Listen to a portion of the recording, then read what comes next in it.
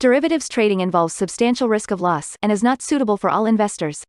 Past performance is not necessarily indicative of future results. So stressful when the world's on fire. Good God. I can't look at this, guys. Like, my strategy is you buy it and you hope that you got a good spot. Yeah, but we all think you're crazy. You don't fight this. No way. The markets are freaking out and you don't think that anything is wrong? Come back tomorrow and I'll lose it all. Should be fine. Good morning, everybody. I'm just looking at this over here. I rolled over my instruments and my indicator didn't handle it correctly, but it's okay. Doesn't matter. I mean, it colored the bars. It's weird. Don't worry about it. Anyways, how are you guys doing? Let's come over to, well, we're already over here, so let's just pull things up really quick. S&P, so treasuries. We'll start with the treasuries. Up a little bit higher again today, huh? And the S&P, not too bad. Only down a little bit. Yeah, fix this indicator. Like, why does it start over there sometimes? Oil down a bit off of, ceasefire in Lebanon still. Gold and silver, well, they're trying to plow their way back up here. Silver's kind of not really doing a whole lot though. Copper still down there. Japanese yen, oh, interesting. Big move up in the Japanese yen overnight. And Bitcoin, yeah, they got stopped at 92K. It was a good, 10% pullback. I've been looking at it, it's been, MSTR has kind of been like the big driver in Bitcoin markets right now. And they bought a ton and kind of not at very good prices. So I think that there's still there's still reason to be concerned about if Bitcoin pulls back too much, they start to have problems, especially with everybody and their dog trying to short it now. But that also kind of suggests that maybe they'll survive, or there'll be another short squeeze. I guess we'll see. So I want to warn you, there are often strange moves before Thanksgiving. So today is a day to kind of be aware, right? All right. So that said, good morning, Uzi, Rude, and Reggie. Let's see here what we got. I'm wondering. I'm kind of wondering why the treasuries are up as much as they are overnight. I'm gonna go back and review my news notes here.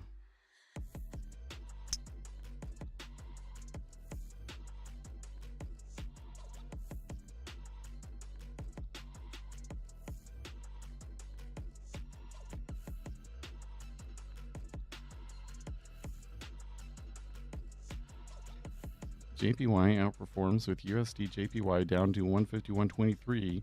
Profit as traders continue to position for a Bank of Japan rate hike next month following the recent fiscal stimulus announcement by the Japanese government.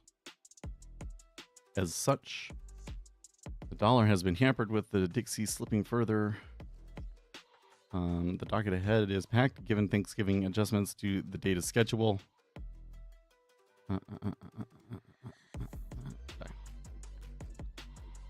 It does seem like that's the biggest thing. Your US dollar, the dollar index thing? Could be because of your rollovers. I don't know. Maybe show me a picture. Okay, so the numbers we just got here. US initial jobless claims 213 versus an expected 215K.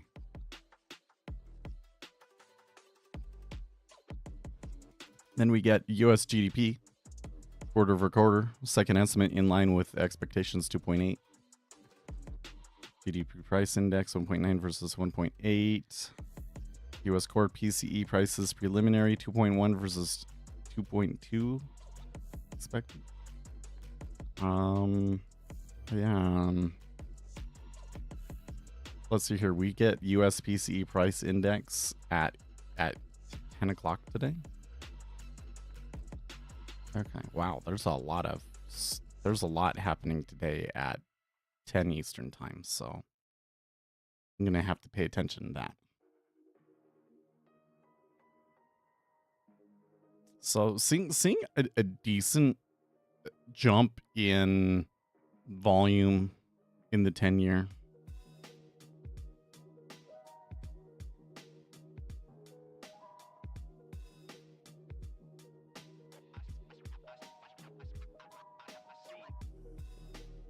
Brexit fears reignite as market storm drives core EU spreads to crisis highs.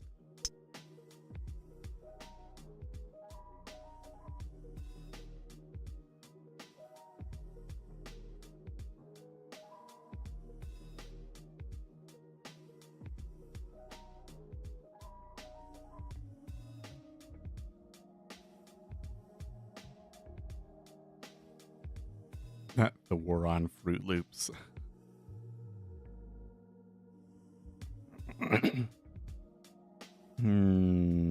Bond's verdict on Trump 2.0 so far, more inflation. Yeah. So you know what I've been noticing? So kind of the on the whole trade war thing. When we had analysis like going up into the election, I didn't think that the analysis was very good because it was very much based on like, let's take all of the promises that politicians have made and analyze it. So, and you know that none of that's going to happen, right?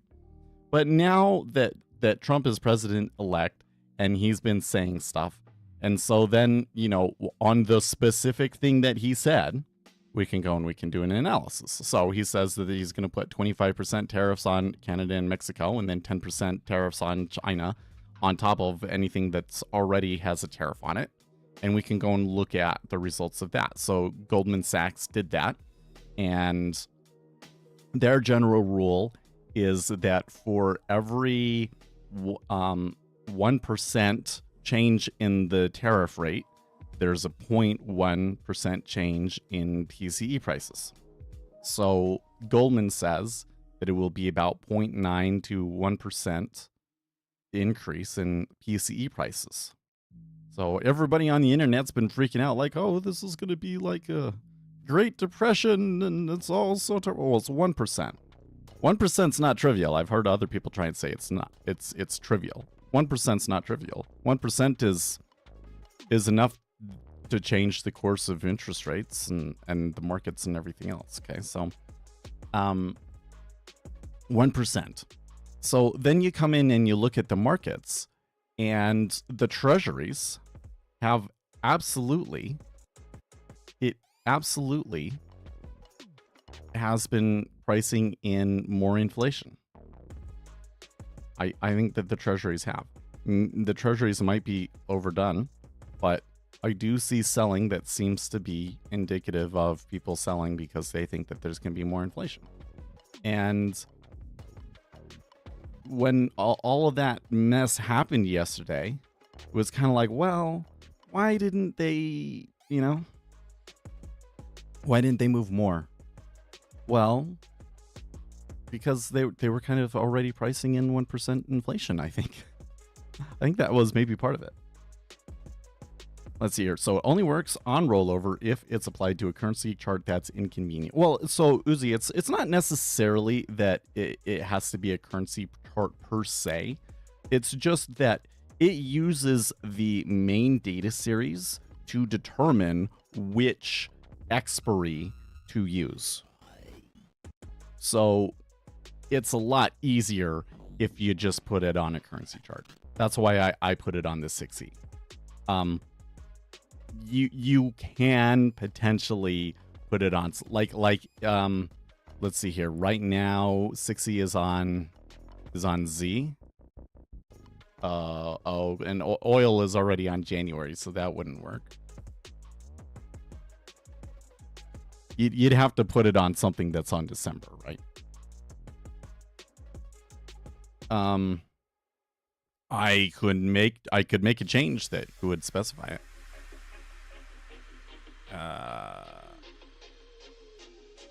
Where's my notes?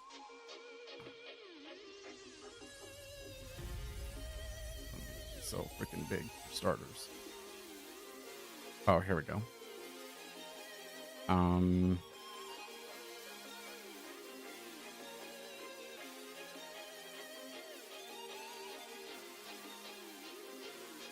Need to make sure I remove handles too. I have two versions of that indicator, and that it can be one now.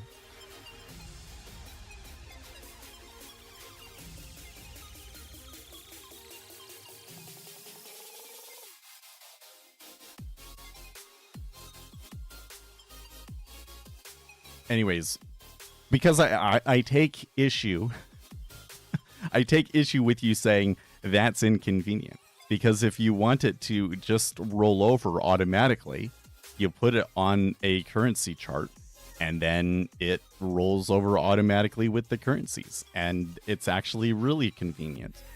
And you know what you can do? Here's a little trick. I'll show you a little trick. Is you can put a currency on the chart and basically hide it, right? So like I could not every user has the screen space to run a currency chart they don't trade. So like you could come in here and let's say that we have a chart and we want to have it on ES.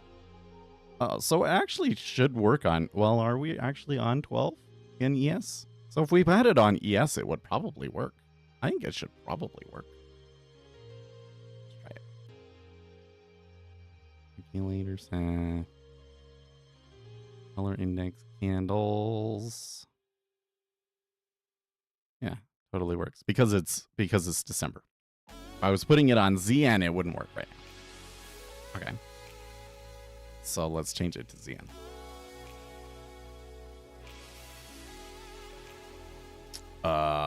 Well, that one works. Oh, I guess because there is a March expiry. What do you have it on then? What did you have it on that when it was screwed up? Well, anyways.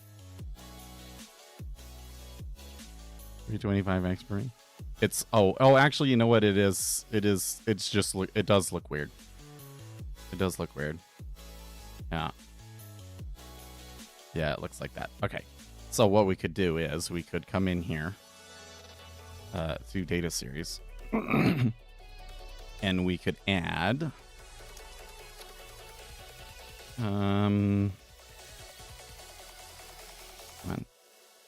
6E. 6E. There we go. Okay. So we've added it to the chart.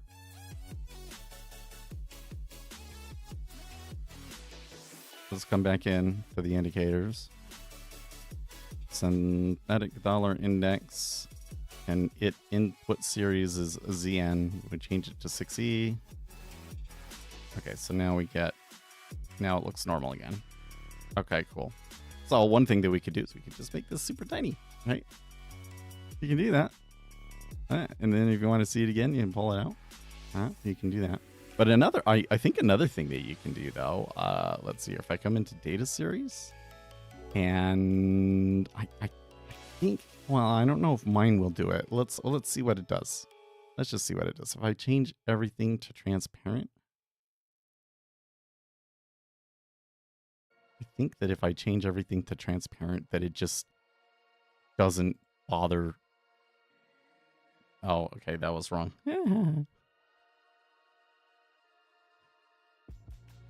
Maybe it's no. Data series. This one would go to 6E. Let's change it to like a line on close, and then change that data series to transparent. Oh, okay. then, so actually we could do it this way. Let's do it this way.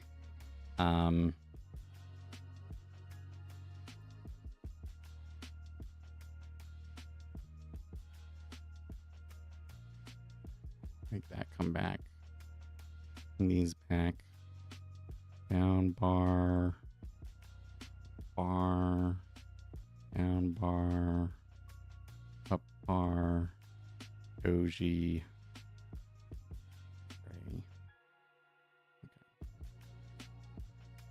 Wait, what? Why is that? That's not the colors that I picked. Oh, up our outline. There we go. There we go. Okay. I move this up to here. There we go. And then I say, actually, it's transparent. Ta-da!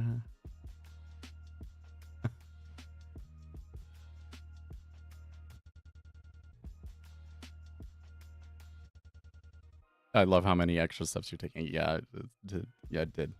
It's been a while. I haven't messed with it. You're probably using the intuition, right?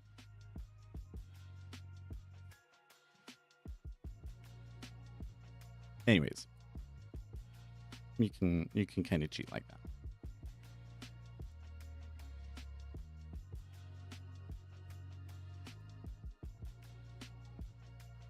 But the way that I do it is like this: is I have it on a 6E chart, and I just have the 6E super tiny.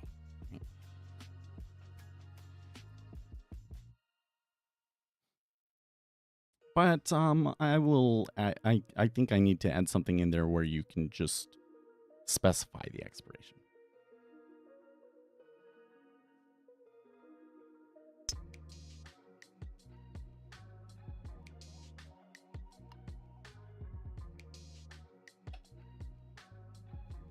So, with that, let's see if we fixed our little bug from yesterday.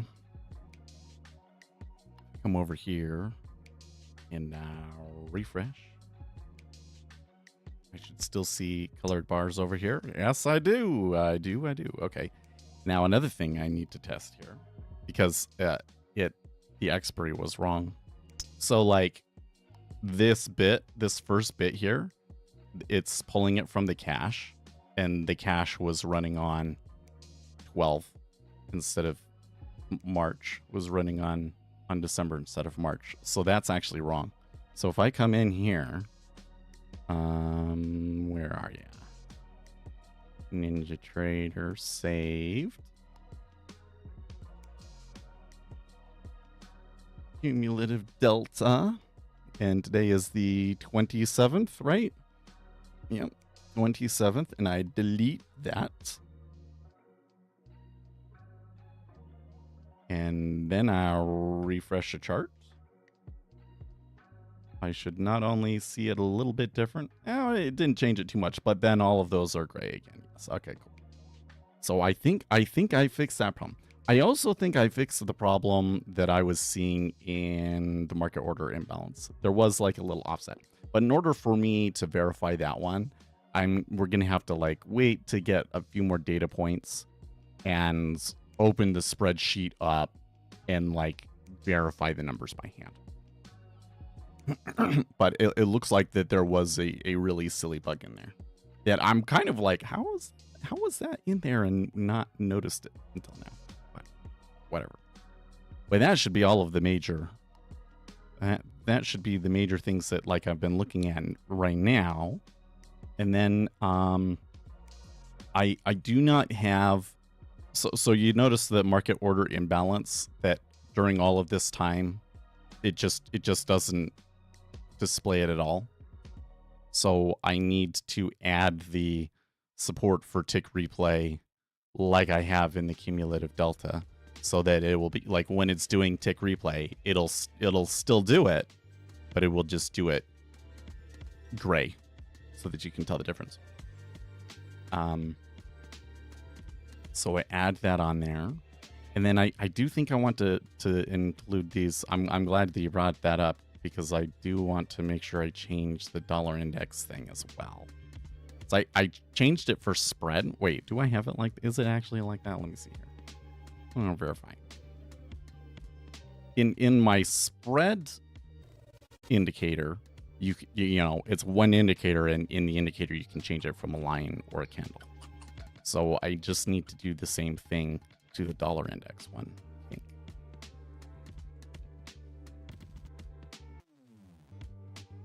Not over there. But I may have already done it and I just didn't move or delete the old one.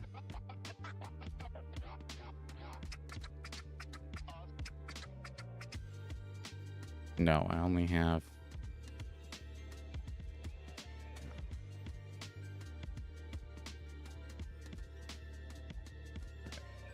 So I should fix that.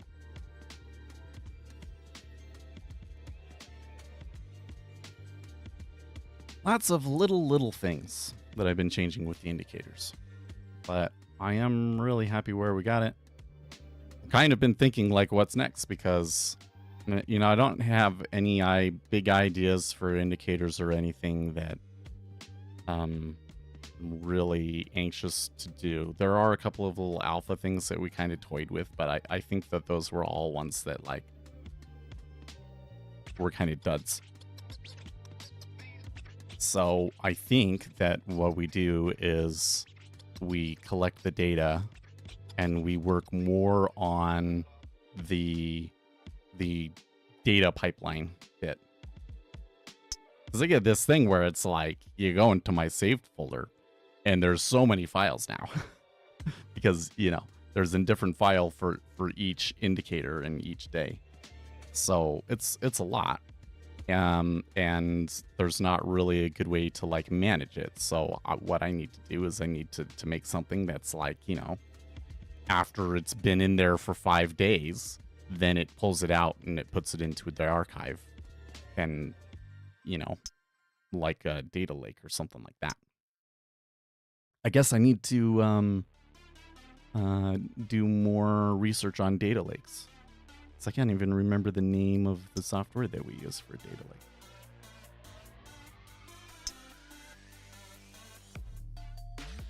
And so then my other thought is, well, I guess there's a couple of things. One is, do you need to be looking at the next video to make, next video to put out?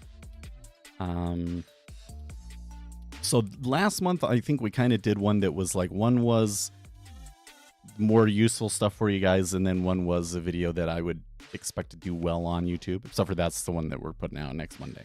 So I think next month we should do the same thing, which means, let's see here, video topics.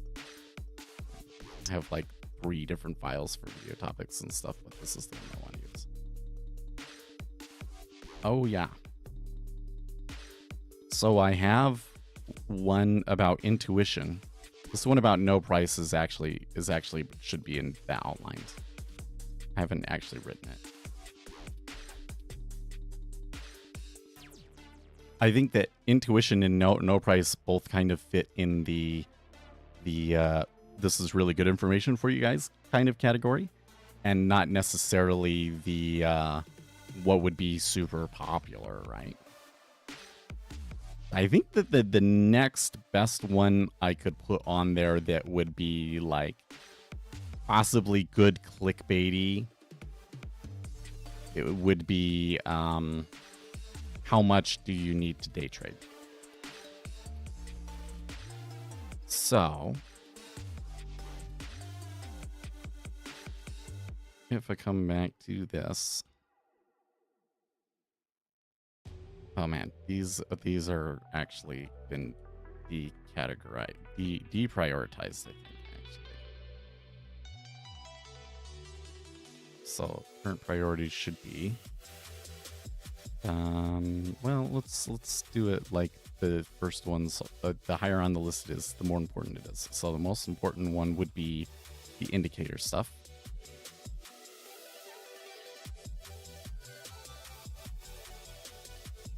So then one script would be intuition scripts.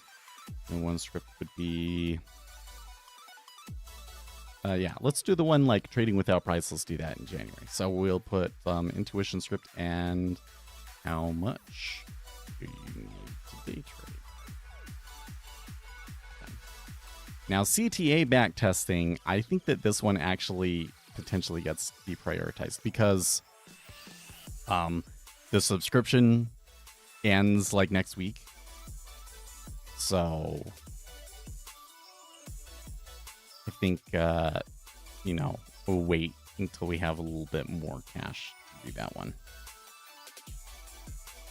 I mean, I have enough to pay for it right now, but I'm worried that I might need that for other things. So let's put that in there. But what we can do is we can do some back testing. So want on the back testing,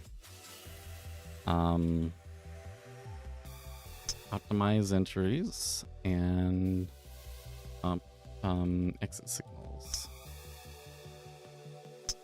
So there's a couple of things to backtest and data to collect on those that we could be messing with.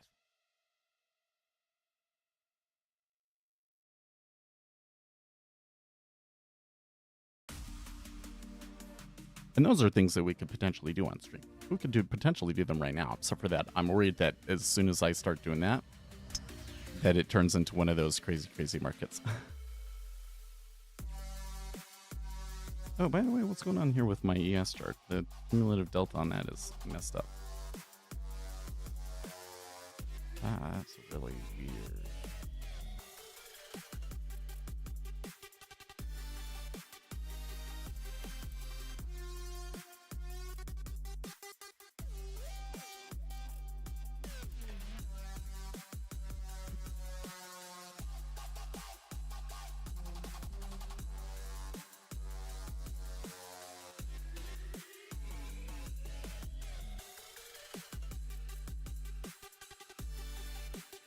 Better.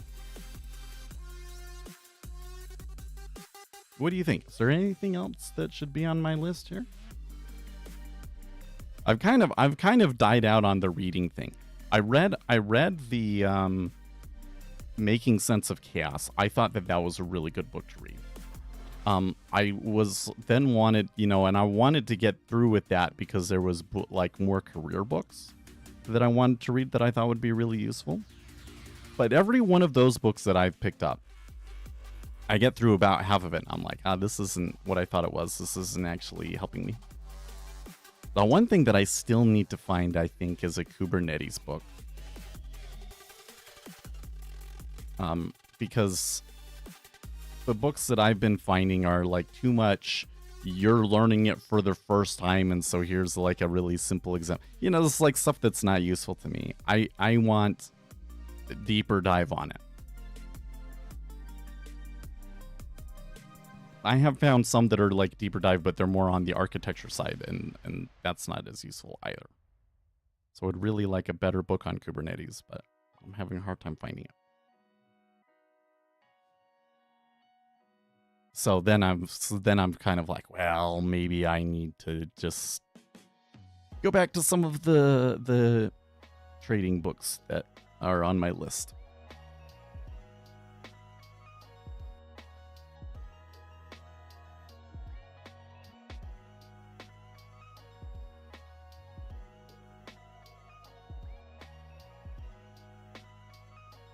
It's kind of funny because like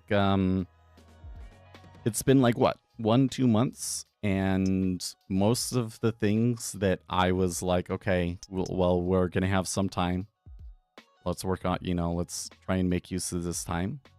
We've done most of those things that we had set out to do. We have. And I guess I'm kind of to the point now where it's like, okay, now you got to pick up new things, and the ADHD side of me doesn't want to. That's like painful to pick up the new things.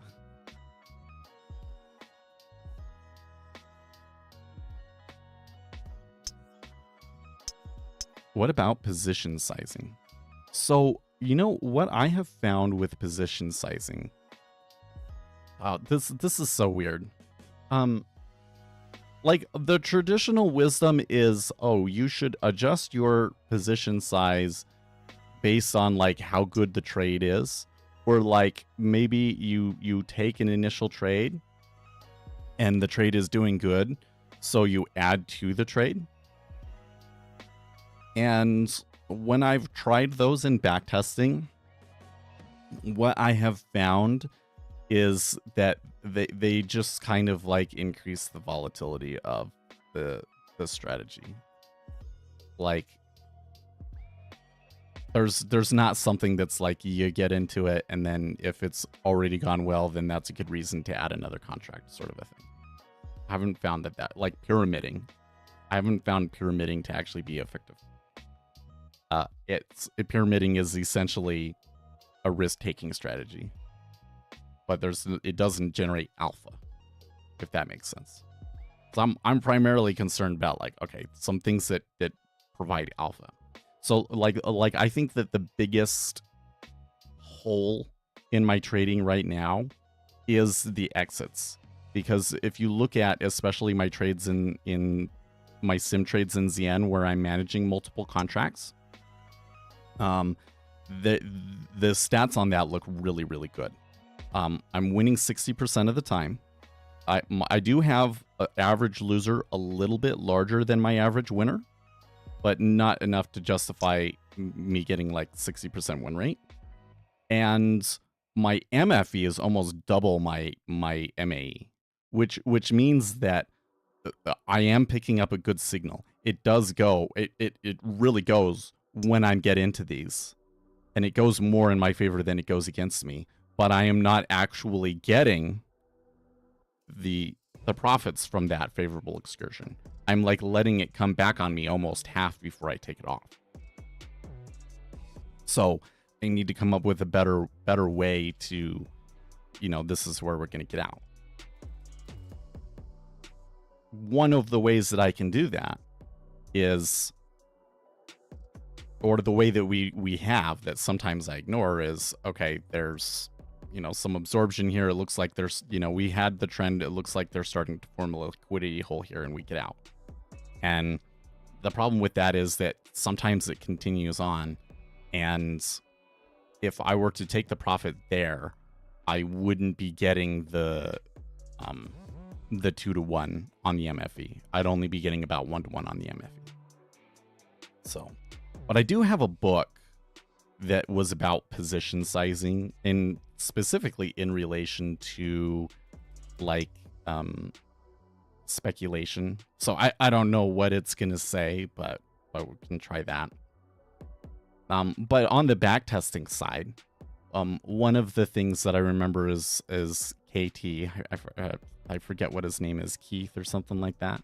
He posts on Futures.io quite a bit, and he does, well, actually, I think that his backtesting was on TradeStation or something like that. But he has this book where he's like, okay, like let's try a thing and see what stats we get out of it. And he does that on a bunch of things. Now there's some problems because he doesn't use like 5 years of data, and like kind of depends on the instrument, right? So I think that I can improve on some of it. But there were some things in there that he was utilizing that was like, okay. Let's take a look at that and see if those really help or not. So those are the things that I think that we would go and backtest.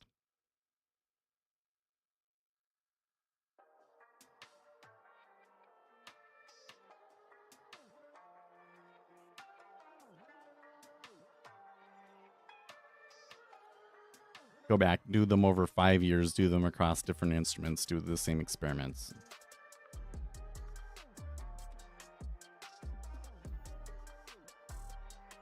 And do the same experiments on intraday data and daily data. That would be the other thing. Let's write that down.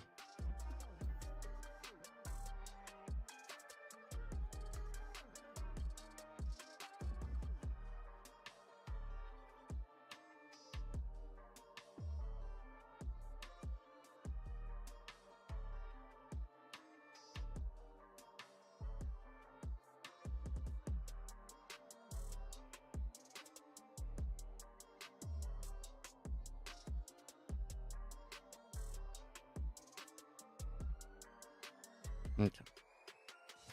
Now, doing it on daily and intraday, that would be where we would maybe want to pull out the CTA backtesting.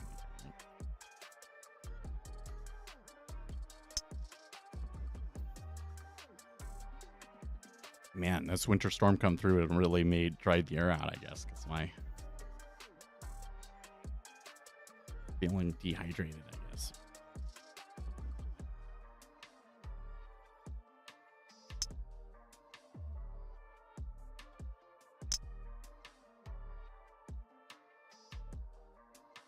Well, so far I'm finding the volume in the treasury to be a little iffy. They are slightly to the sell side, but only slightly.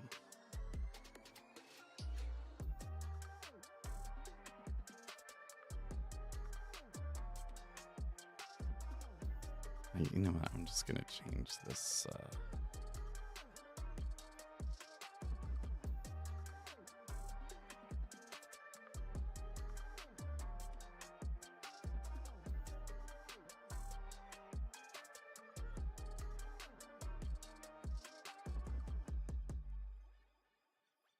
Now, is it this way?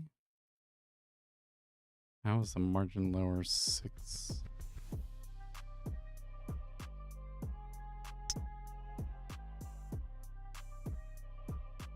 Range fixed.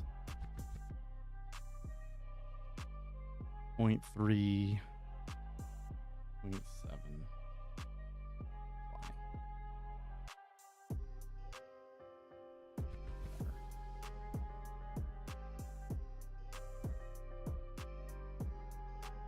Actually, I would go even more extreme. I'll do 0.6 and 0.4 because that's the extremes that they get to anyways. That should allow me to see a little bit more detail in it.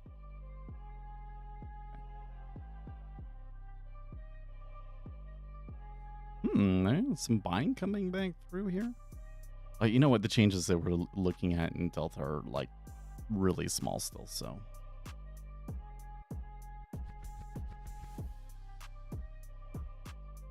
You know what? Another thing that we need to test here in backtesting.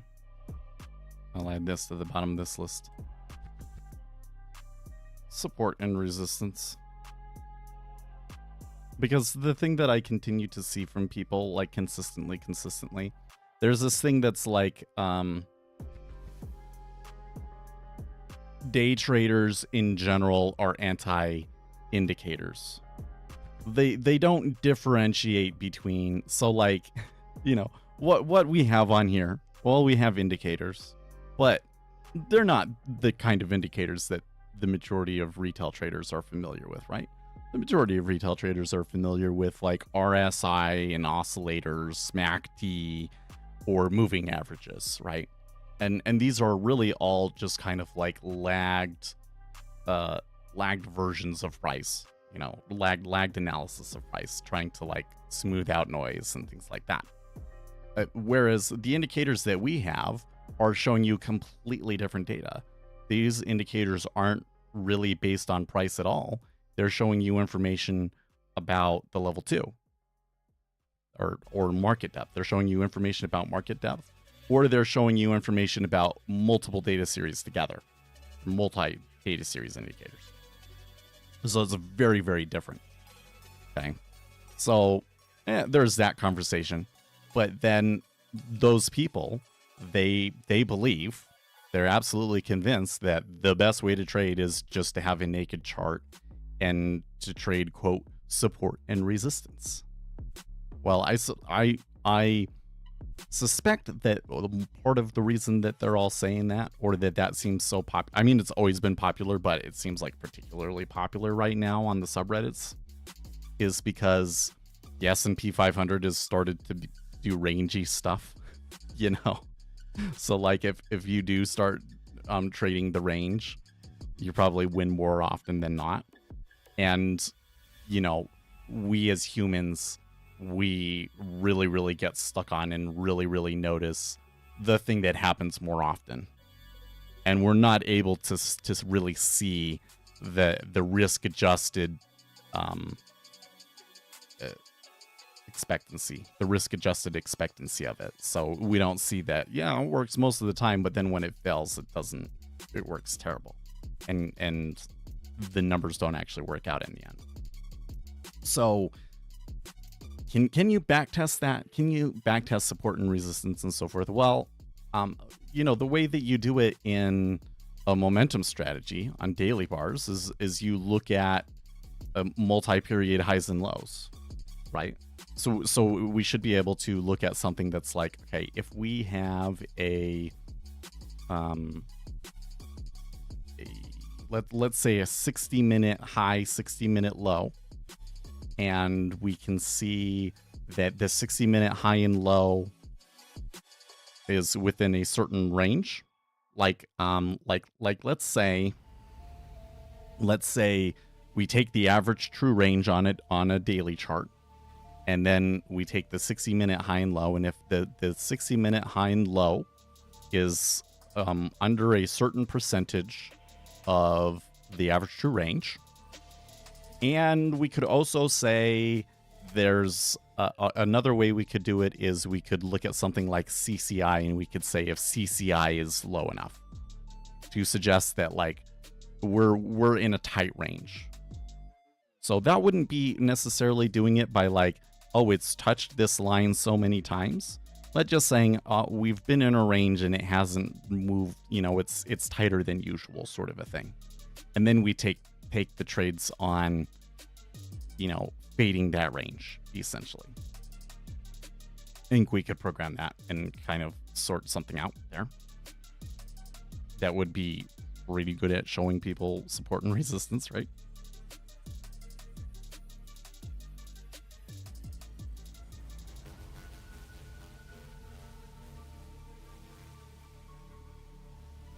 I guess I'm mostly just out there to piss in people's Cheerios, so if Reddit thinks that something works, I want to go and show that it doesn't. Any kind of a technical signal that people are talking about online, it probably doesn't work, right? You might be able to take tools and find the edges that other people haven't found, but they're not going to be edges that people are talking about online.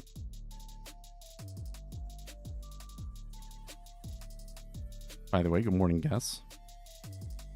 I gave Gus the momentum strategy, told him to read the momentum strategy book yesterday. So go read the momentum strategy book, then come back and then tell me if what you want to do changes.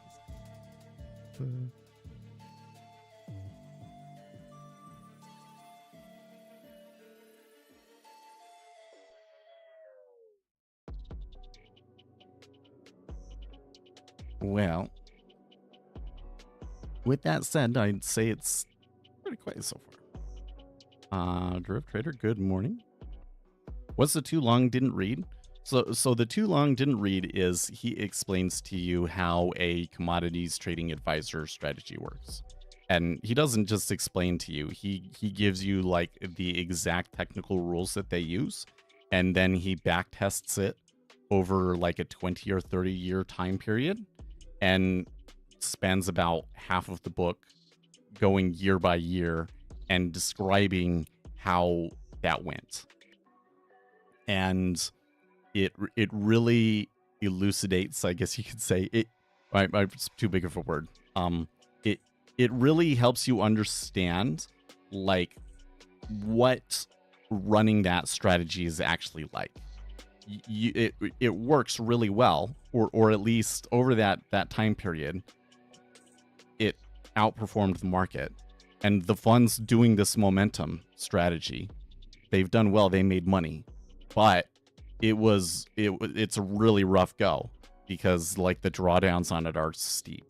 Essentially, you're taking more variance in your strategy for more upside gains, and you still get a good Sharpe ratio because the gains get so much, but it is a steeper drawdown than you get like on the S&P 500. So like as a professional, you're managing other people's money And if your fund doesn't do very well, people might pull money out and all of these sorts of things. Like it's fraught with a lot of issues like that, where depending on when you started it and so forth, your fund may not have survived. But it's basically, he basically shows you the template for how all of these momentum strategy funds work. And it is essentially like the key template for how commodities trading advisors work in particular. So the people that are like have a Series 3 license, and well, is it a license? I don't know. It's this certification, but whatever. Series 3 for futures, and are really making money in this space. They really come from 3 ways from what I've seen. One is basis trading. So trading the difference between the future and the cash of that particular thing. Okay. The second one would be hedging. So, actually producing the product. So this is kind of a lot of like what Cargill does, right? Is they actually produce the product, and then you're hedging and trading it and whatnot, right? And those are like really the primary audience for futures, right? Okay, and then momentum strategies. Momentum strategies for trading it on a higher time frame. Like that's why they always say, you always heard like, oh well, the futures trading space, like that technical analysis side is really important, and they rely more on technical signals in futures and yada yada yada. They're not talking about the day traders. They're talking about the momentum swing traders. Because those momentum swing strategies are basically, you look for a 50-day high and low, and if the 50-day moving average is above the 100-day moving average, and then you go long. And that's what those signals are. They're signals that are basically designed to, anytime that momentum starts, you'll catch the start of it. So you don't win most of the time. But because you're able to stay in the position for like months, you can make like 100 to 1, right? In day trading, it doesn't work. In day trading, it doesn't work because like if you're playing a range and, you lose 90% of the time or something like that. But then on the one that you win, you make 10 times your money. Because that's about like, that's like about the biggest risk reward that you can take in day trading and have it work out consistently is 10 to 1. At least in my back testing. Once you start going beyond 10 to 1, like there's not very many of those data points where it moves that far in a day. But when you can hold it for months, all of a sudden you can get trades where it's like 100 times your average loser. Then the math works out, right? Like the math works out if you just even catch one of those.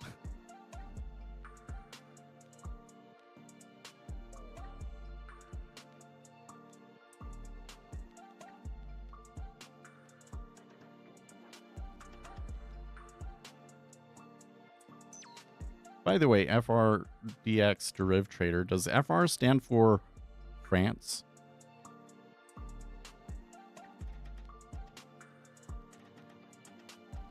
Yeah, after they came back up here in the treasuries, it's gone pretty quiet. Like, okay, yeah, there's a liquidity hole. We tend to have a liquidity hole around this time. But there's not, like, the volume just straight up died. I think we could still see some significant moves after the S&P 500 opens, and we definitely could see some significant moves because we have some more data today. But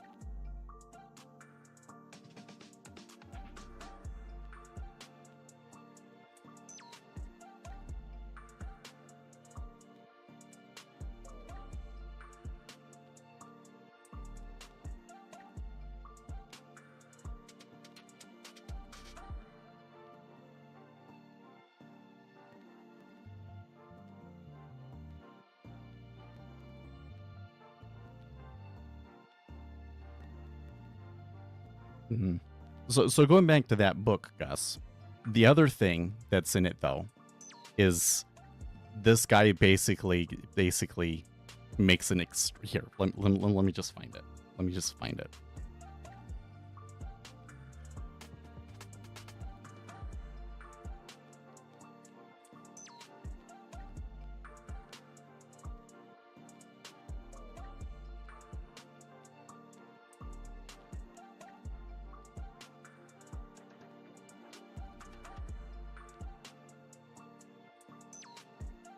We're not doing anything too important right now. It's fine.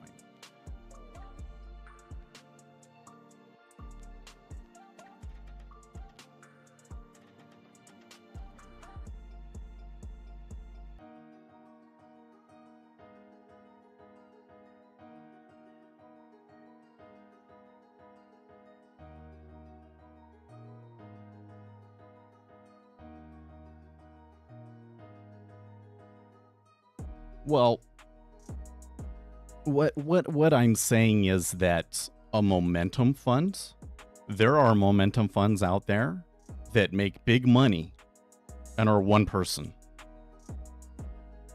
Whereas high frequency trading firms needs a lot of people, right? So if you want to do something that is trading other people's money, it makes more sense to go for the momentum fund. If you're starting out, it makes more sense to go for the momentum fund, right? You could. I think that kind of what Renaissance Technology did to some extent was they started out with momentum and then they kind of branched out and they started to find high frequency setups, I think. So, hold on, let me see here. Let me find the...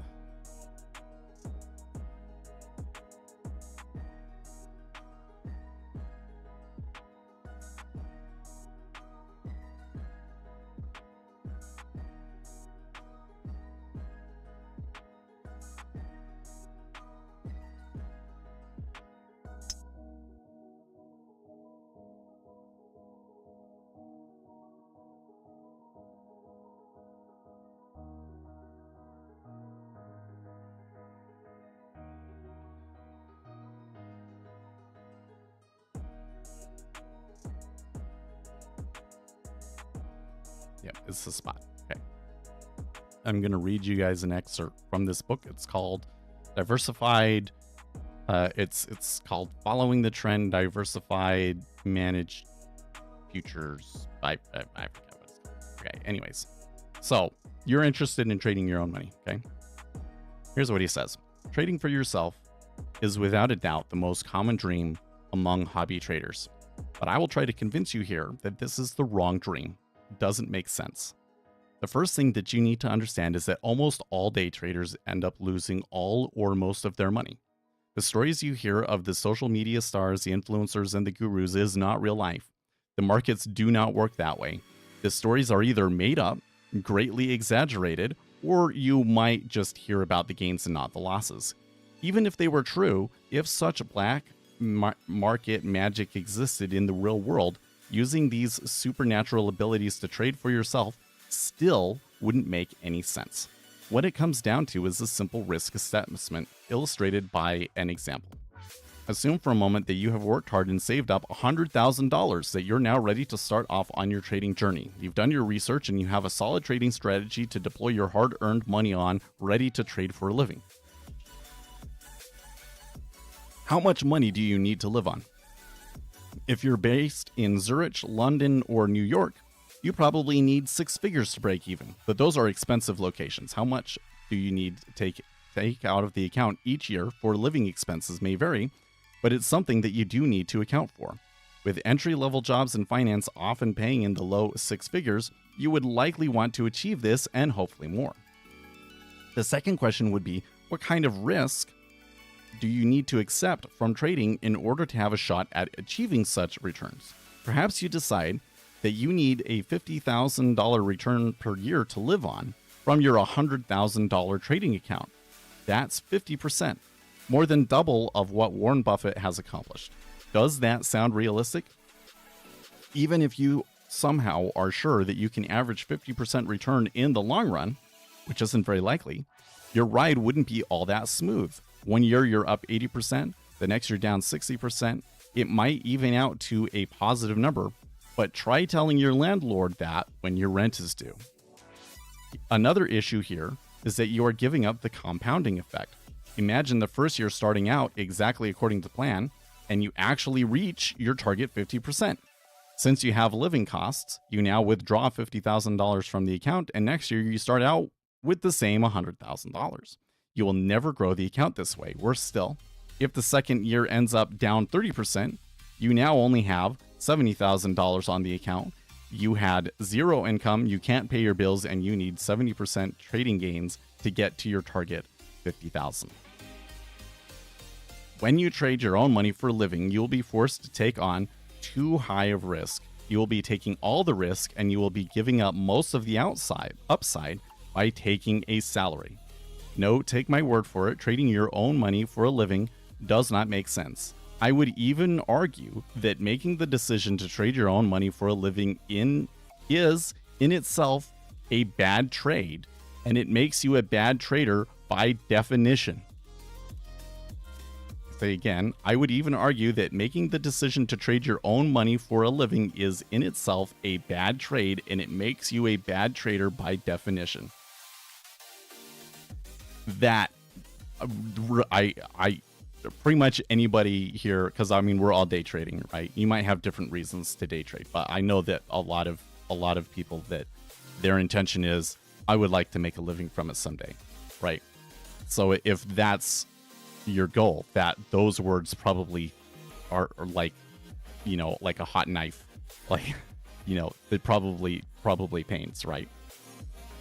Okay, let me continue.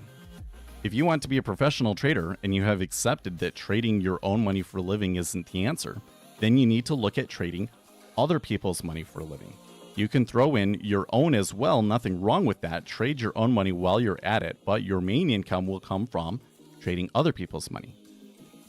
Don't fall into some sort of thought trap of believing that it's somehow brave to trade your own money and cowardly to trade others. This is finance. We're not out to prove something to ourselves or to others. We're in and out for a buck, and we don't take prisoners. This is all a numbers game, and specifically about numbers of dollars. Go back to the example of the previous section. You've done your research, you're happy with your trading strategy, and you've got $100,000 to trade. But this time, you clever up, and rather than just deploying your own money, you decide to go on a fundraising spree until you manage to raise $10 million of other people's money. That means convincing others to trust you and your trading approach and allow you to trade their money along with your own for a fee. There is, of course, the key to this little equation, the word fee. You now get a basic income just from the fees, which means that you can trade more responsibly instead of aiming for unrealistic returns. Setting trading targets too high means taking too much risk, and taking too much risk means that you'll blow up sooner or later. No need for such irresponsible risks anymore, not with the fees. Let's say you get a fee structure of 1 plus 10 from your investor. That means that you get a 1% management fee for showing up and turning on the lights, and you get to keep 10% of the profits you generate for your clients. It's a fair deal. With a $10 million under management, you now get $100,000 in salary, taking the stress off paying rent and feeding the dog. If you end up making a 20% gain, that's $2 million profits for your customers, of which you'll get $200,000. All of that with lower trading risk than you would be forced to take if you traded just your own cash. Throw your own money in the pile, and you can make trading gains or losses on your own money at the same time. The management fee is always there. Even if you have a bad year, that is not unethical, it actually works in everybody's interest. If a manager has only a performance fee, they will be incentivized to take on high risk in hopes of high pay, and they will have an incentive to simply shut down shop after a loss rather than to try and recoup it. The really nice thing about asset management is how it scales, but it's not all that much more work to manage 20 million compared to 10. But your pay is double. The industry scales well, and if you are clever, you can raise substantial amounts without having to add too much cost. If you look at this from a trading perspective, the risk and reward comparison should be clear to you. By trading for yourself, you take a very high risk for quite a limited upside. In contrast, if you choose to trade other people's money, you take fairly low risk for nearly unlimited upside potential. A good trader would make that call in a split second.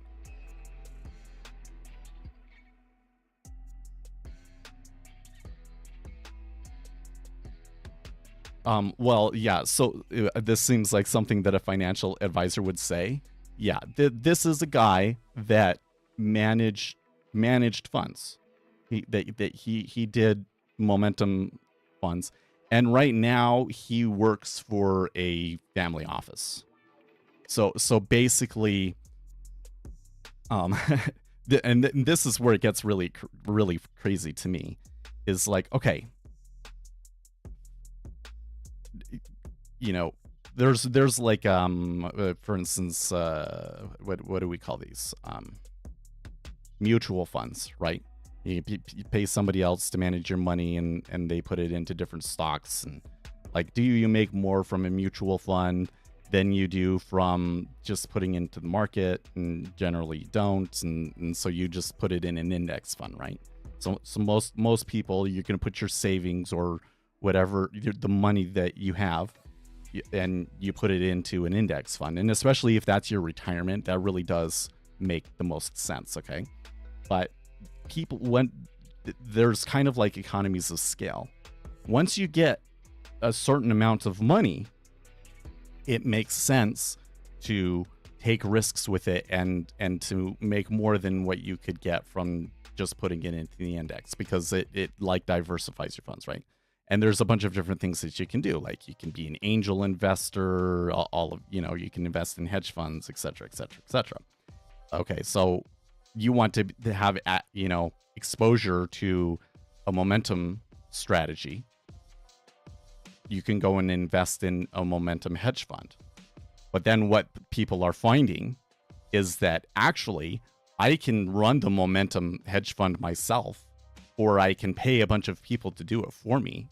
And that actually ends up being cheaper and better for me than it is to invest it in the hedge fund. So there's this whole industry of what we call family offices, where you have people that are essentially managing money and doing trades like this, but for an individual family. So that's what this guy does right now. Last time I looked, which was like only a few months ago.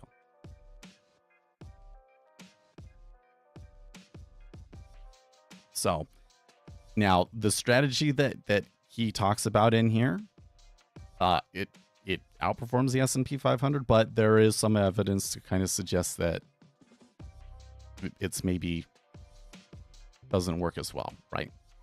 Okay. But yeah, now I understand why you would want to manage other people's money. Okay. So then the question is, if I'm going to manage other people's money, what kind of a strategy would I want to use? Right? And what I'm saying is that if your strategies are like day trading strategies, right? A lot of that is taking on a lot of risk. A lot of that is things that can change a lot.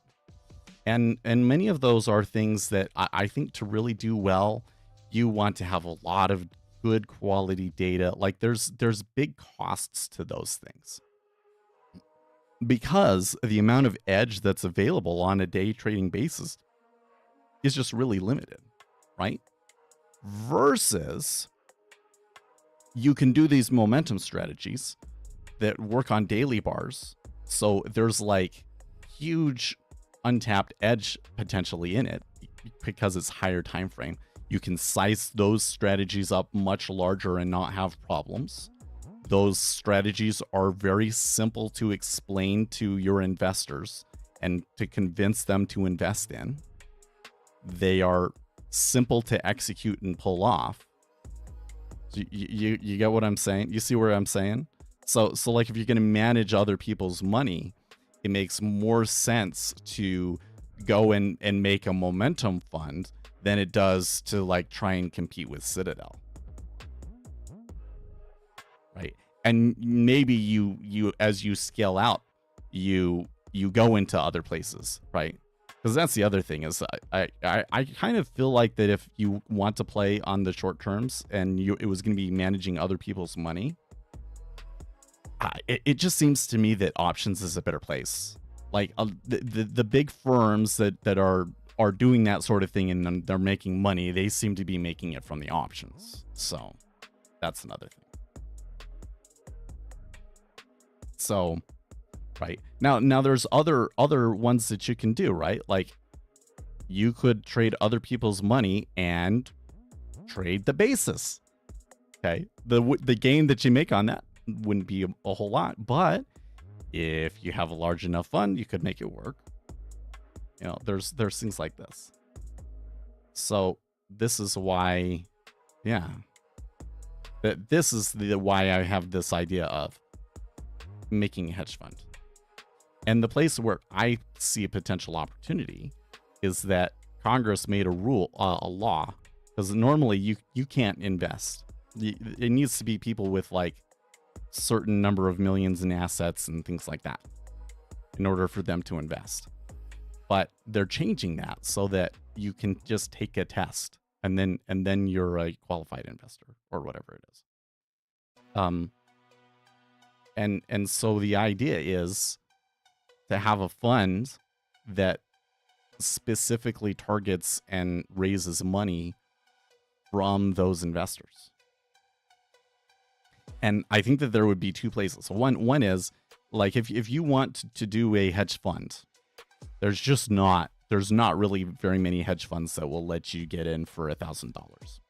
Okay, so you just run a hedge fund that has a low minimum investment amount, and if there's enough of these people, it could work, you know. And you'd allow bigger players to come into, right? But that could work really, really well, and depending on the rules and like how they let you market it, you know, I think that could potentially be like a huge opportunity, because that's like an industry changing thing, right? But the other side of it is doing more of like a venture capital angel investing sort of a thing. So like the way that Y Combinator works is like, or part of how Y Combinator works is like you go and they give you money or whatever and you start your business, right? And then you become one of these angel investors again. And so they frequently have conferences that are invite only, where these investors come and a bunch of different people will present their ideas, and then the angel investors decide which ones they want to invest in and how much money to give them and all of that sort of a thing, right? Okay. What if the average person could participate in that process? So you make a venture capital firm, and all of the people that can, you know, to attend the conference, you just have to be one of these investors that has passed the test, right? So these are like billion-dollar ideas if we could pull it off. But there's like there's kind of a little bit of a gap in the skill knowledge here, right? Like, so I don't think I would want to use this strategy. I would kind of, you know, would need more work to develop our own strategy. And I haven't spent as much time on that as I would like, because we've been focusing on the indicators and grabbing and getting as much data out of these as we can. So now the indicators are in a pretty good spot. I think that after this week, so I should be able to spend a good amount of time on it today, because the kids will be home and they can watch the other kids. And, you know, so over the holiday, I should be able to really get all of the little things and the indicators that I want to get out of the way, and we can be collecting data and we can start to promote the indicators more heavily. And while we're collecting data, then we can do back testing, and part of the back testing would be the managed futures strategy. Okay, so that's the first gap. And then the second gap is raising the money. Where do we get $10 million from? Right. I'm working on that one. I'm trying to to find that. I have some ideas now. It seems like more in reach than it did a week ago. Actually, that reminds me, I should check out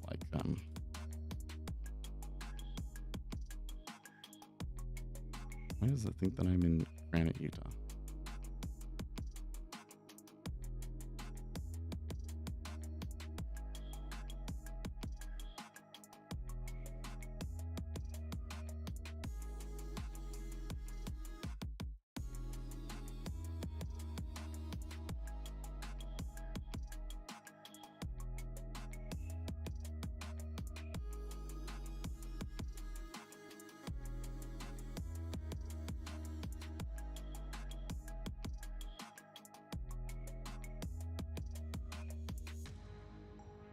Basically, I need to become more familiar with the local startup industry.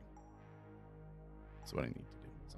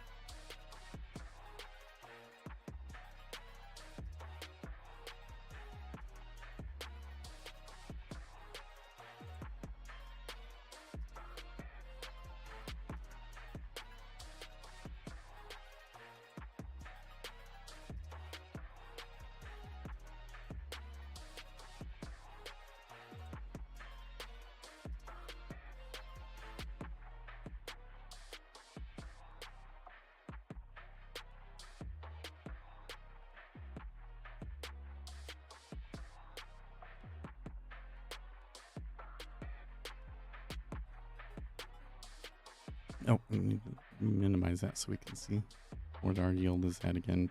425, huh? Maybe that's why they're so comfortable here.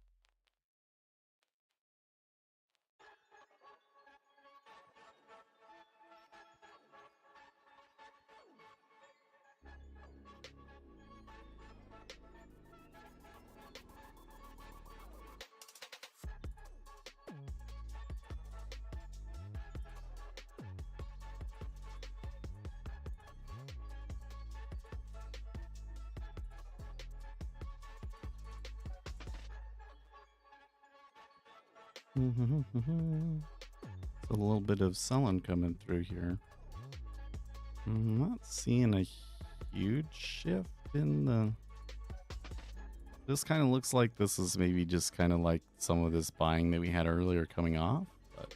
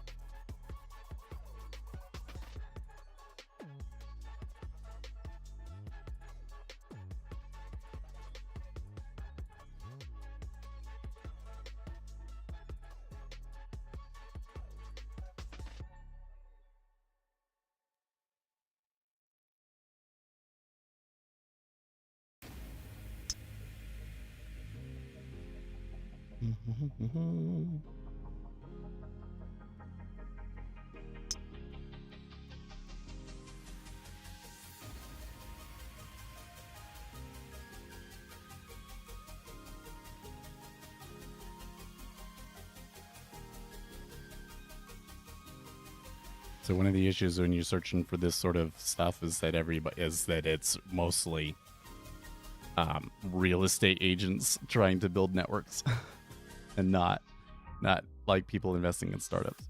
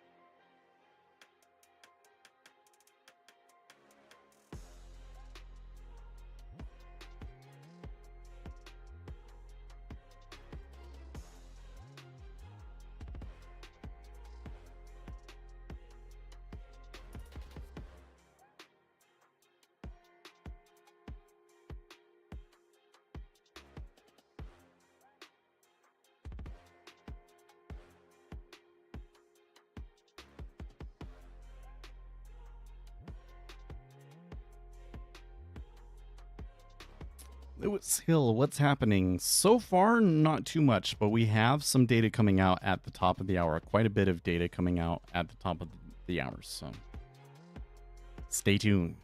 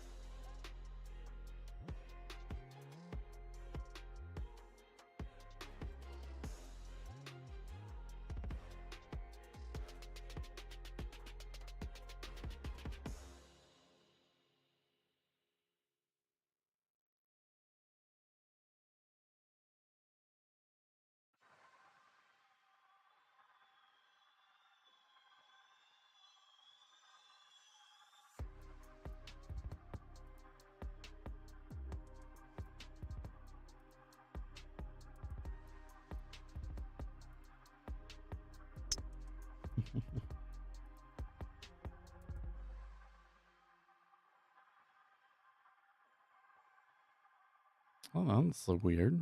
I am a professional commodities trader. Ask me anything, and there's 119 comments on it. Okay, can you break down a trade for us and please explain like I'm 5 years old? How do you source a trade, come up with a thesis, speculate on direction, execute, etc.? Sorry, I know this is probably super basic, but you'd be surprised how hard it is to find an answer to that question online. Truth be told, I am monitoring various markets on a daily basis, and doing so over time gives you a sense of what is an accurate value for a current risk premium and the potential paths that an instrument may trade. Everything in Power Financials settles against a disassociated real-time market. I will look at the overall market fundamentals for markets that I trade and operate in, such as generation outages, forecasted weather, current generation, forecasted loads, and I'll take a view on whether I think market prices are fairly valued, undervalued, or overvalued. Each stage has an action associated with it. At the end of the day, on its face, fundamentally speaking, trading is about valuing a product that is to be delivered into the future. Inherently, you get a sense if the valuations are reasonable or wacky, and taking a position is expressing a view on whether I believe the valuation is undervalued or overvalued. Okay. Seems pretty straightforward. Prepare for new highs, assuming CPI isn't trash. You mean PCE? Already had CPI, right? I'm gonna bet that quarter PCE comes in line with the spot 3% estimate.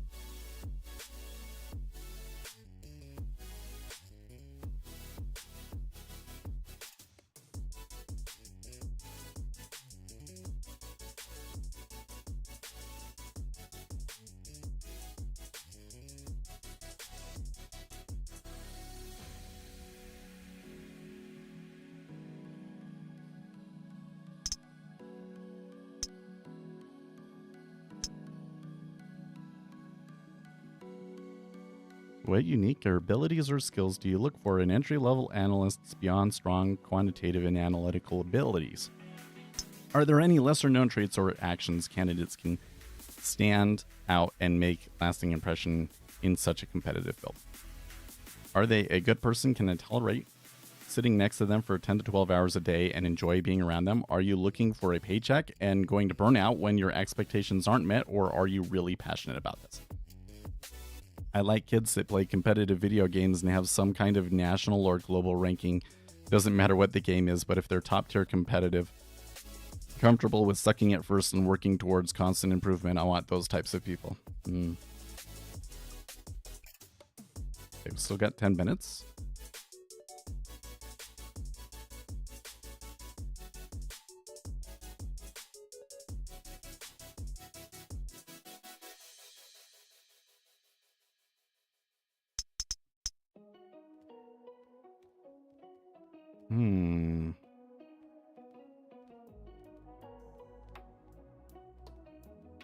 A little jump there. The news isn't yet, so don't know what's with that.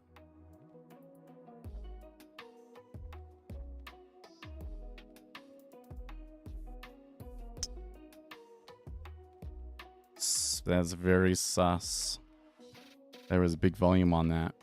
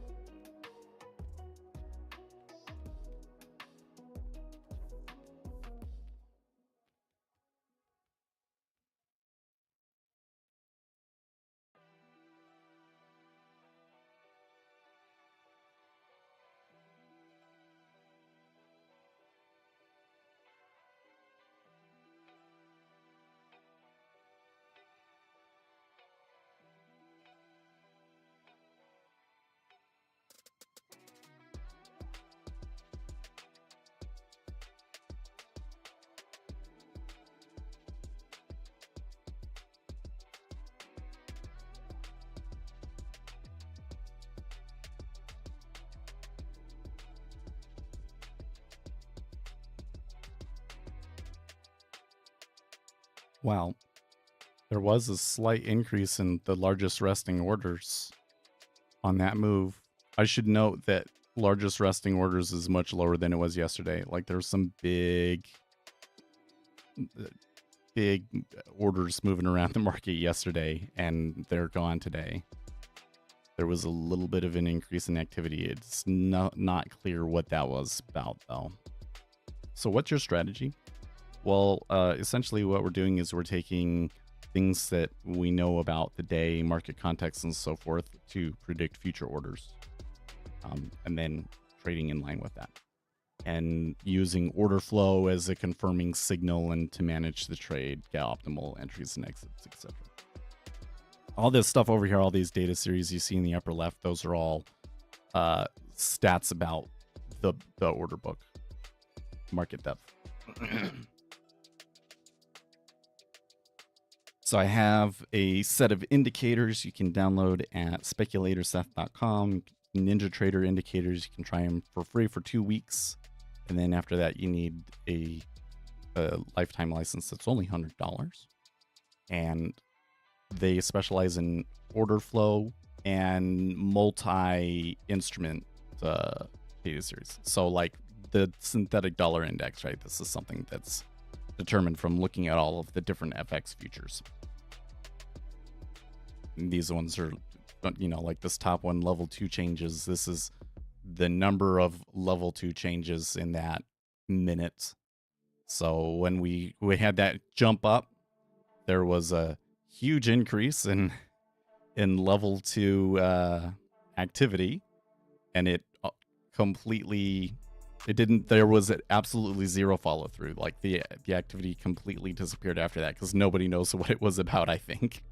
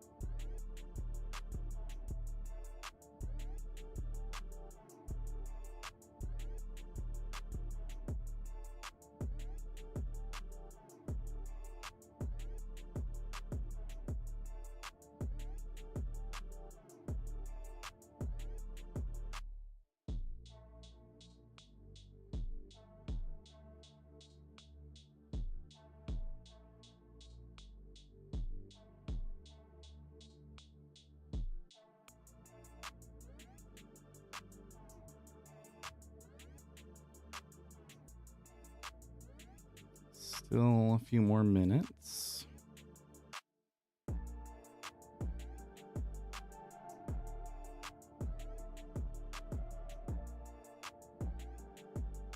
Moondog says, okay, I have order flow. I go, well, there's also, you can just check out my channel. I have like an order flow video series and so forth. So lots of information in there. My big thing is that, I want to share information that's empirical. We can like show you data to prove that it's a thing. So what's your economic outlook for 2025? Man, I still feel that the economic outlook is incredibly uncertain. The issue that we have right now is that Donald Trump is going to sign a lot of executive orders when he comes into office, and there's going to be a lot of significant things that will happen, and it's just too difficult to really sort out what the net result of that is going to be. A lot of people, there's a lot of selection bias going on right now, where they're going to focus on, there's tariffs, so Donald Trump's economy is going to be explicitly bad. Okay, well, tariffs probably will increase inflation. The estimates I've seen is about 1% in PCE. Generally, they are bad for the economy, but there are some caveats with that, like that they might not actually get implemented, or they make a deal, or things like that, right? But then there's other things that Trump is planning on doing that would be generally beneficial to the markets, like extending tax cuts, for instance. So reducing regulations on small businesses. Like there's just a lot of little things. What the net impact of that is too complicated for us to model. So I don't think that I can really give you a really solid like economic outlook. The only thing that I can see is that we are going through a period of job market weakness right now. I'm gonna bet that the December jobs report is pretty bad too, and maybe even the January one. And then we'll see when we get into the new year if that's a more extended thing or if it was just this season. I suspect that a lot of it right now is just this season. People, companies concerned about investing and picking up new employees and so forth into such an uncertain economic climate.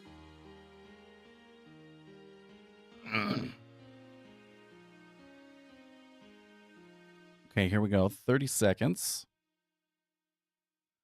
Mostly interested, well, primarily interested in that core PCE price index month over month.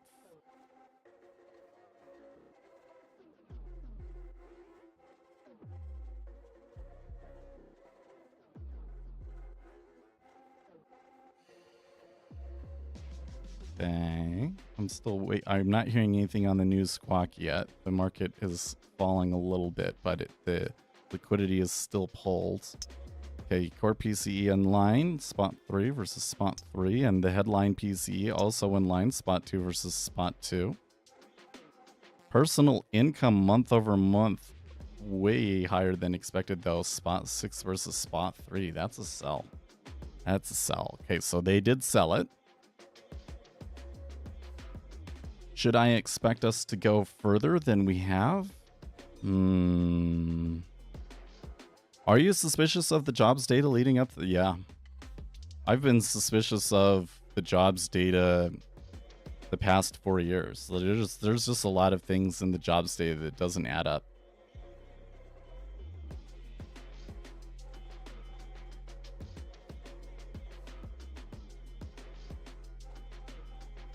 I'm not trying to say that there's some conspiracy and that they're like intentionally fudging the numbers or something like that. But there's things going on in the jobs market that I don't really feel that the headline numbers really express very well.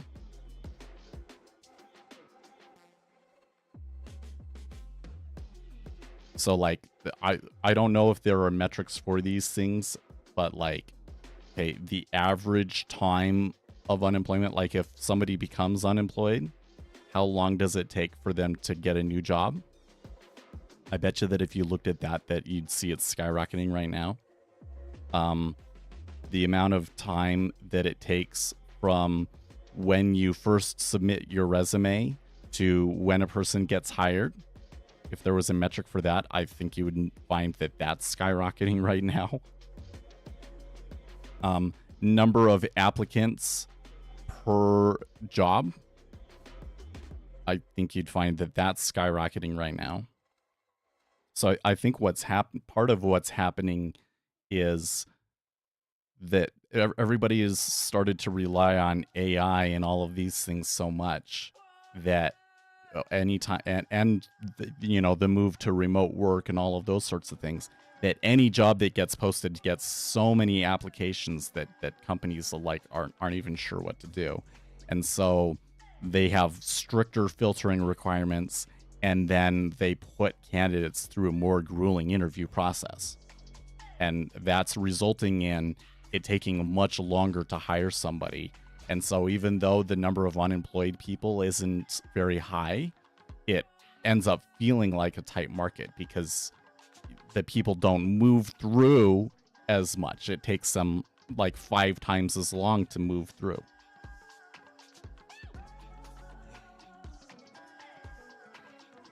Okay, there is an iceberg right there. I'm going to try a little scalp here.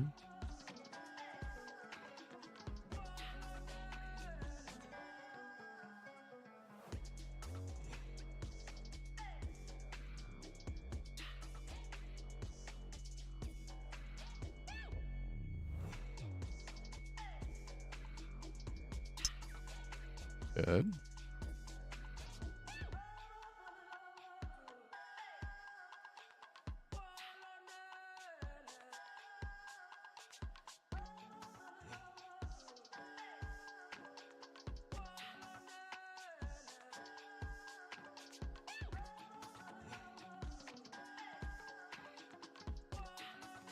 Okay, 24 was a liquidity hole from earlier in the day. So a spot to make note of.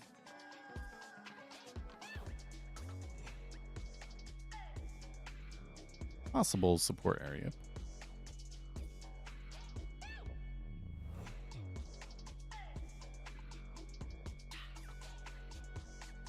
This is really interesting because what I'm seeing in the 10-year is there was that huge buy up there, and now we've had the news, and cumulative delta is actually up since the news as well. So I think that we might need to be on the lookout for some puking here. This might be a situation where you got some trapped traders.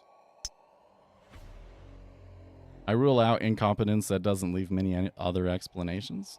I think that there's plenty of explanations, though, because, like, data is complicated.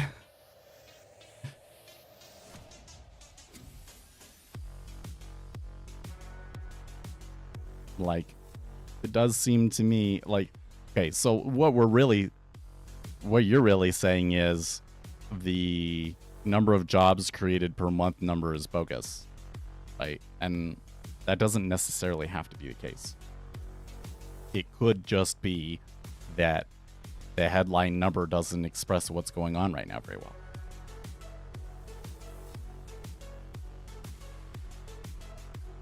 Okay, well, so something I'm noticing that I don't like is that the liquidity hasn't really returned to the market yet, but especially not between 24 and 26. So that says to me that there's an increased risk of this folding back on itself, at least in the short term.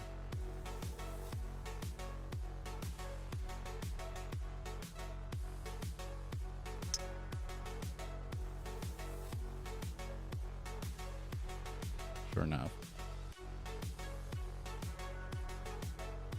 Lots went into that 24 iceberg as well, so that's another thing that's kind of going on.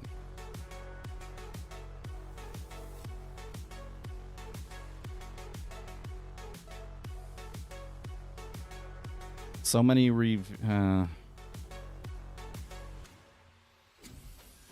so I don't think you understand how it works, though. Like, they have different data sources, right? And some data sources are not available until later after the fact. So what they do is they give you a preliminary number based on the data that they have at that time, and then a month later it gets updated, and then a month later it gets updated again. So what you're getting right now is not necessarily like, so it's not like they just like make up a number at that point. No, it's that they have a model that you know gives them a different estimate a month later. So what it means is that there's you know things going on in the labor market that are only showing up in those later data sets. So I don't know what those later data sets are or anything. It would be, you know, that would be a valuable piece of information to know. That it's kind of weird to me that people don't talk about. But so when you said they had the data, no, they didn't. That's not how it works. There's all of these pieces of data, and they only have a third of them when you get that first number.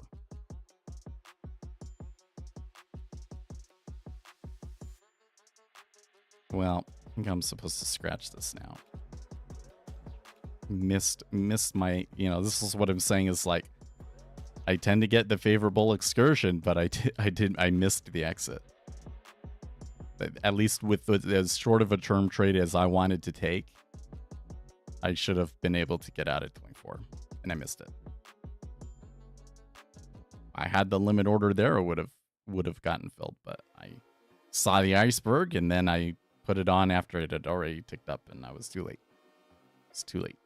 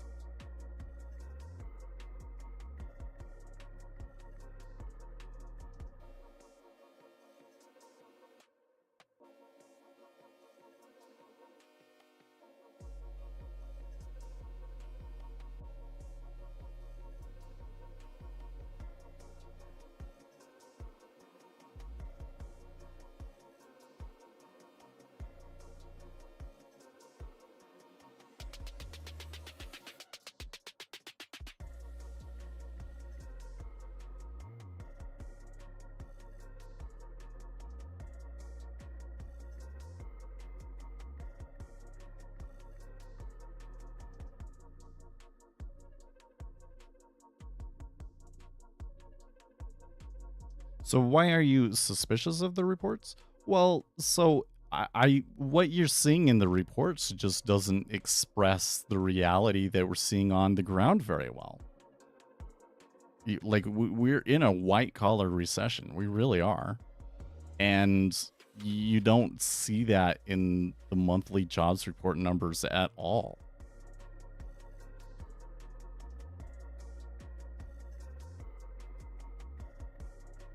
So that's why I say, like, I think that you can, like, you know, drill down by industry and so forth. Like, I've seen some numbers that show you, like, okay, what has been, like, the net change in jobs in certain industries. And you look at, like, almost all of the white-collar industries that the employment is down, except for healthcare, right? So there are some data sources that are showing us that. It just doesn't show up in the non-farms report. And then on top of that, it's kind of like, okay, so if there's a piece of data that we're getting that makes the revision so large, why is that? Why is that consistently happening?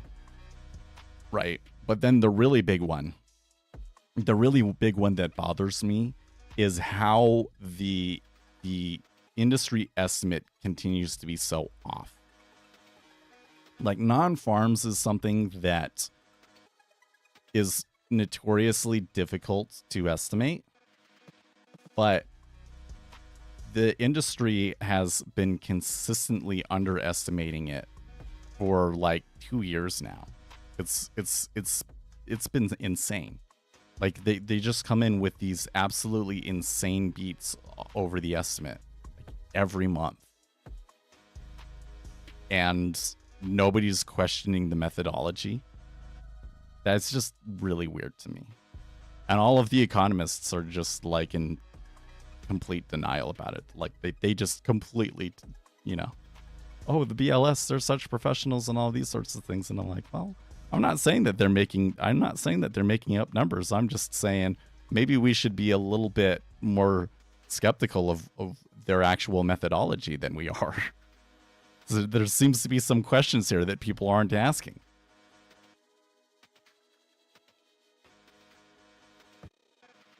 Well, let me pose it to you this way. Lewis says, what other explanation could there be if not foul play? So my question would be, how would you foul play this?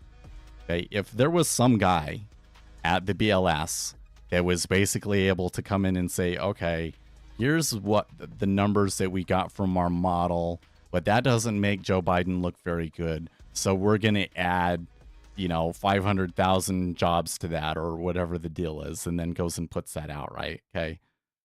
How would that work? How would that work? That would almost certainly get called out right away. But, like there would be internal leaks and drama about it. And, there's autistic people at the Bureau of Labor Statistics that care very much about these sorts of things. Like, it just doesn't, the foul play theory just doesn't make much practical sense. There'd be no way that you could practically carry out this sort of a thing. No. So it has to be something to do with their methodology. So that's where you can go and look at what changes have they made to the way that they do their revisions and all of these other sorts of things to explain why it's coming out the way that it is. And even then, I don't think that you can explain, because shouldn't the industry estimates account for all of those things? So that still doesn't quite make sense.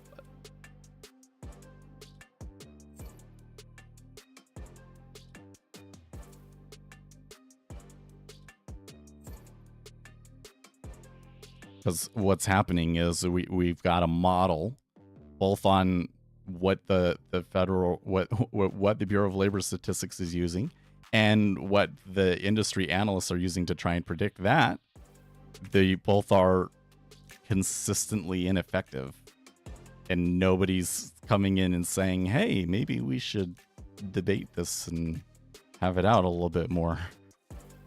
Okay, new low. I'm okay with the way that I handled that trade because I did not want to, turn it into a higher time frame thing.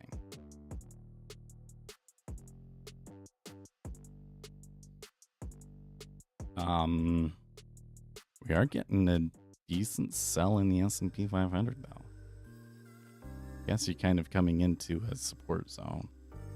We can check that.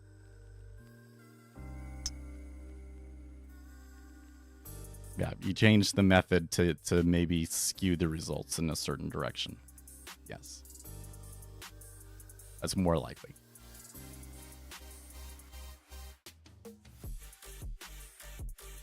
And so then you would have to be able to make the argument about what were the changes that were made and why were they made and if that's really correct or what it should be and all that stuff, right?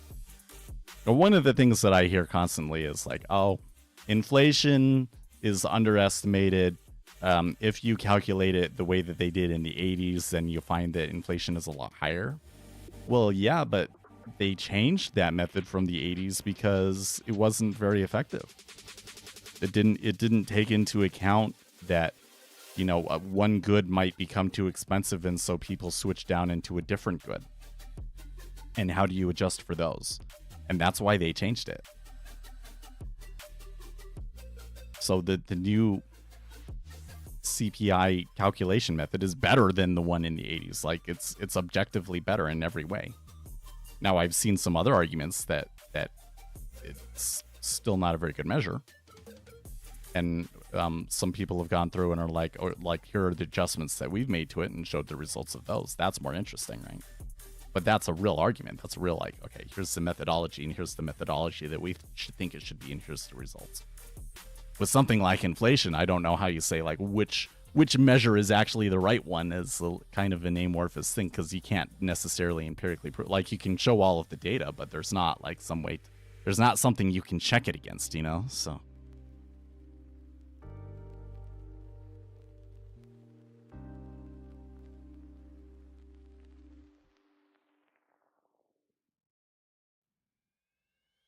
Okay, so they did take out 23.5, and it was about 5,000 contracts. We haven't completely washed out the buyers from that before the news move, but we're close.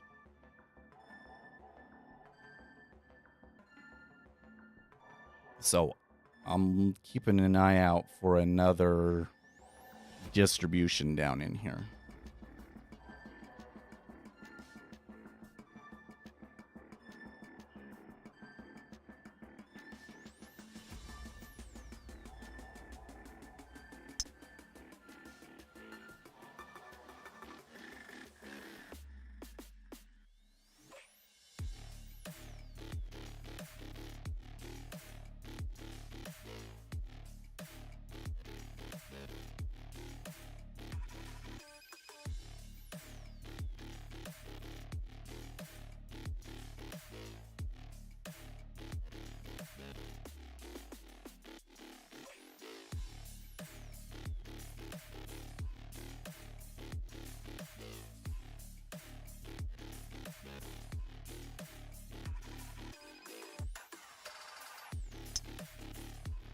Okay,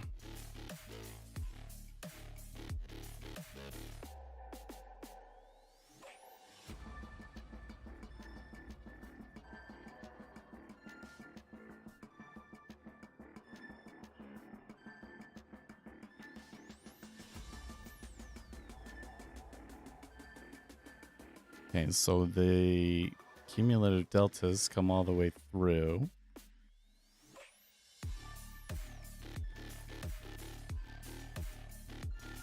It's a difference of about 15,000.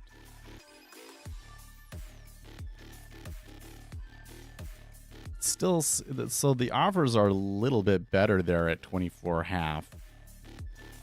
But I'm still like concerned by that 24.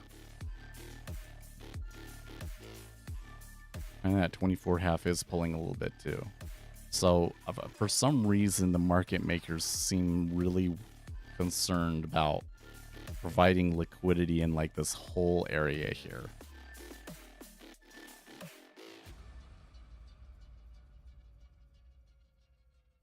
Which kind of makes it a tough trade, right?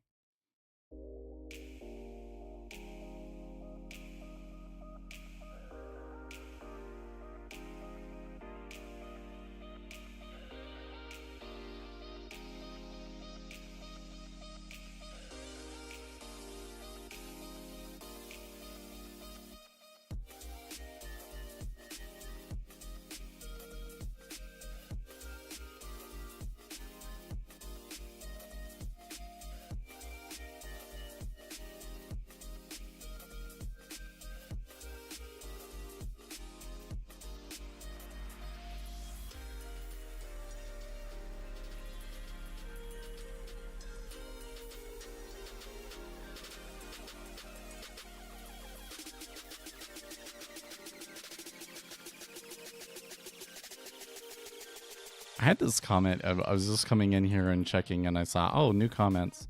That I saw this one yesterday. This person was basically talking about efficient markets, and it was like, oh, yeah, okay, so you basically didn't listen to anything that I said. So I'm like, was like questioning whether I should like try and respond to them or not. But I think, you know, I don't have anything better to make a YouTube short about today, so I think maybe I will. I think maybe I will make a reply to them.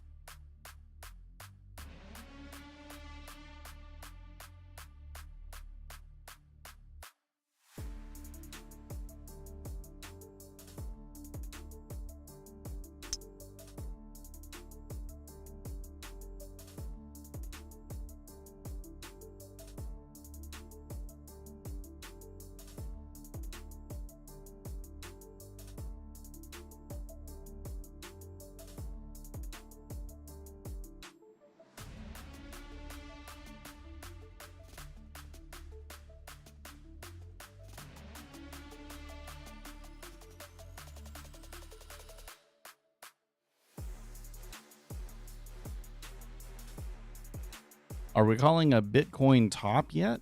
So my indicator does show that we're at an elevated level. If you really want to see it, you can go to the paid Discord. So it should be in the video description. There's a new $3. If not, you can go to the old Discord, and there's a link in the old Discord in the announcements page. But it's only $3 a month now. And basically, that was the cheapest that Discord would let us make it. And we made it primarily so that people that, you know, didn't like the constant robots trying to spam, because there's not anything that we can do about it. But you go to the private Discord, then, or the paid Discord rather, then you don't have that problem, because the robots can't get in. They have to pay, right? And so I've been posting it there. So I posted it yesterday. You can go and you can look at it. But I would say we're at an elevated level, but we're not at like a, like an all-time high level per se. So I think that there's still a good chance that there could be a further rise in Bitcoin. But we have seen a pretty significant decline. And I think that a lot of this was driven by MicroStrategy. So their stock being down, that has a possibility of kind of turning into its own reinforcing cycle that just causes Bitcoin to give up all the gains that it's had. It's a real possibility.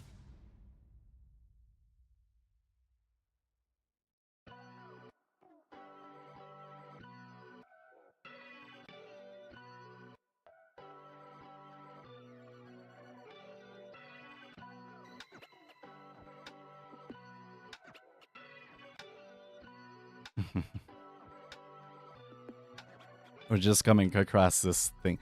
There's this subreddit called Fluent in Finance, which I don't know. I think it's based off of some newsletter or something like that. But the people that post in it are not fluent in finance, like at all. And they're constantly posting political nonsense. Man, I was having an argument with somebody in Discord yesterday, and I just couldn't keep myself engaged. It was like the kids were, I had to watch the kids and all these things. I'm like doing it texting and everything, and I'm like, I don't care enough because you're not making a very good argument, And the thing that I notice that really sticks out to me is when the argument that somebody is making is clearly coming from a political context. Like, it's one thing to come in and say, well, here's this piece of data, and here's this piece of data, and here's this piece of data, and ergo, we should expect to see this in this situation, and all of these sorts of things. But instead, the language that I'm hearing them use are the things that you're typically hearing about in finance, in politics. Like if they start railing on about Keynesians and the economists, experts know nothing and all. Because, it's true that mainstream economists tend to fail in critical junctions. Okay, but I know that what they're really doing is they're regurgitating something that they've heard somebody post on politics before, right? It's just like my Chat GPT. It's just like, if I told Chat GPT to make an argument, like a Republican argument for what's going to happen with Trump tariffs, right? And if your answer kind of looks like that answer that ChatGPT would give, then I'm not really interested. And it's the same thing if it was the liberal side, because you're not coming at it from an economics perspective. You're coming at it from a useless political perspective, So this is what I see in this Fluent in Finance channel all the time. So this person says, I don't get the argument that employers can't afford to pay $15 an hour. That's the value of labor. If I can't afford a Porsche, then I can't afford a Porsche. I don't get to demand a discount on Porsches. If a business can't afford labor, that's on the business, not the labor market. So that's not the way that it works. That's the value of labor. No, it's an artificially determined floor that is based on politicians' whims.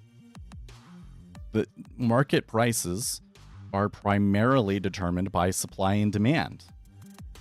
If the value of labor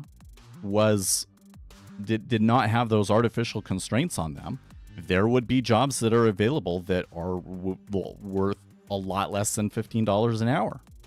There would be. And, you'd probably have like kids and people like that doing those jobs. It's artificial. But anyways, the first response in that thread was, does this apply to agriculture? So it was just like I like that, because it was like, okay, so here's like your common politics GPT answer, post here. And somebody, immediately short-circuited it, right? And the responses under that aren't very good either. No, that's why we have a slave caste for agricultural labor.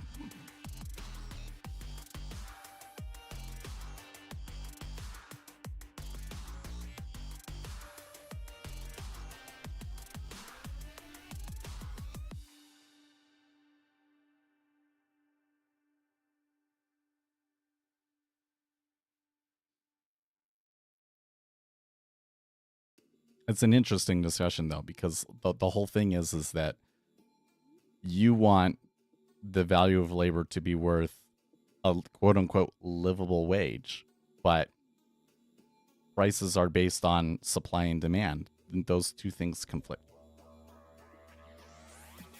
And we mostly default to the supply and demand side of it because otherwise, certain positions would be oversupplied and some would be undersupplied.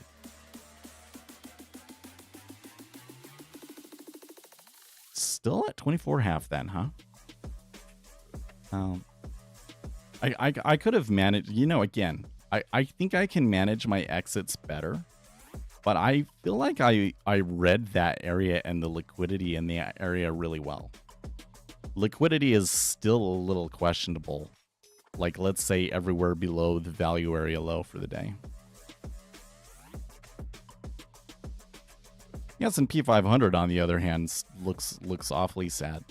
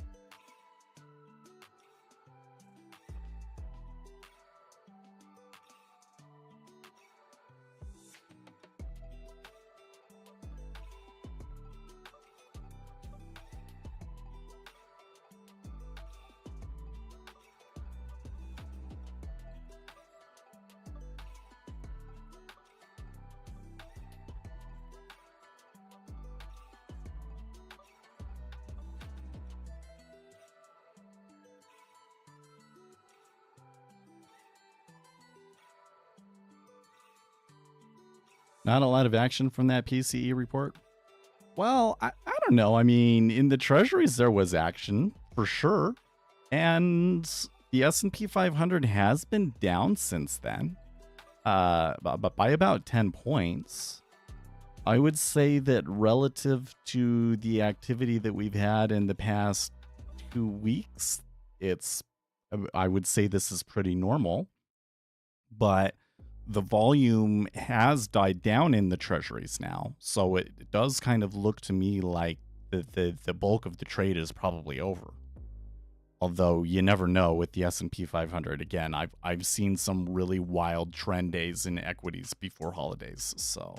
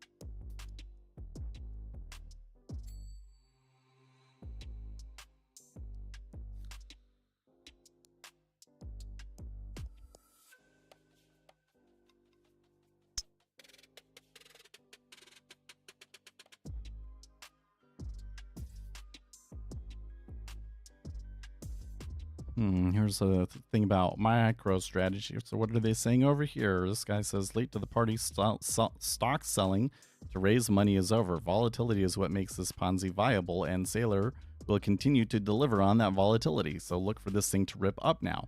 That may be the case, but you got to be careful because this selling can kind of turn into a reinforcing cycle.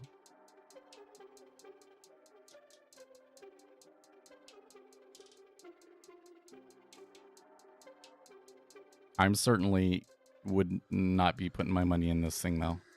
Neither long or short. It's likely to just dice people up.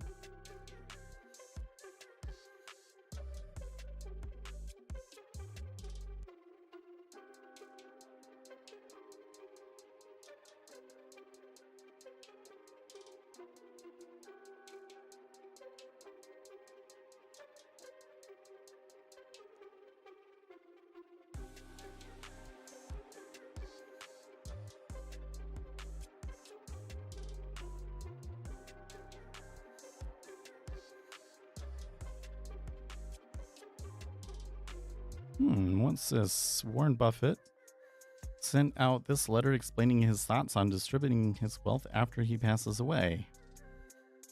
AI summary picture at the end. Warren Buffett is converting 16,000 Class A shares into 2,400,000 Class B shares. These Class B shares are being donated to 4 family foundations. Buffett's holdings of Berkshire Hathaway Class A are reduced to 206,000, blah, blah, blah, blah, blah. He reflects on the wealth accumulated over time, his late wife Susie's estate, and the decisions on wealth distribution to avoid creating a dynasty. Oh, wouldn't you want to create a dynasty? I don't know. Buffett expresses confidence in his children's ability to handle and distribute his wealth post-mortem, adhering to the principles of not leaving them enough to do nothing but enough to do anything. See, I don't completely agree with that. Like, I think that you give them the money, but that you force them to have to work for it. But you have the opportunity to like prepare somebody from the youngest age to be able to handle that wealth, and I think that there's a valuable thing in that. He discusses the complexity of distributing large sums and introduces a unanimity clause for the foundation decisions to streamline and reduce conflicts. He does not believe in dynastic wealth. Instead, they advocate for the redistribution of wealth to promote equal opportunities from birth. He highlights the importance of discussing wills with children prior to one's death to clarify intentions and responsibilities. Okay, well, that's interesting, I guess. But nothing too groundbreaking in there.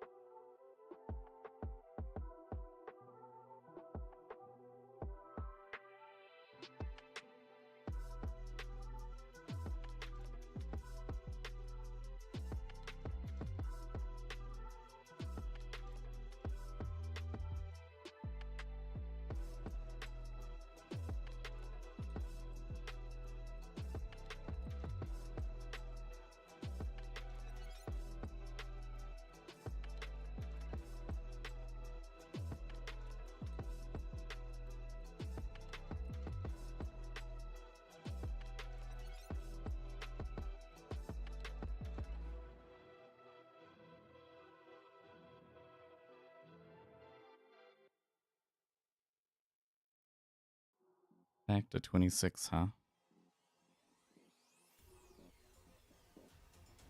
You think that they'll cross the gap back to 28, though?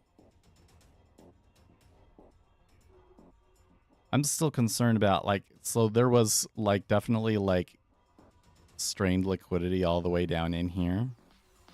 It's giving some of those signs still, but I'm not sure if it's actually as much of a problem here above 26, so... We got 20 minutes. Let's keep an eye on it.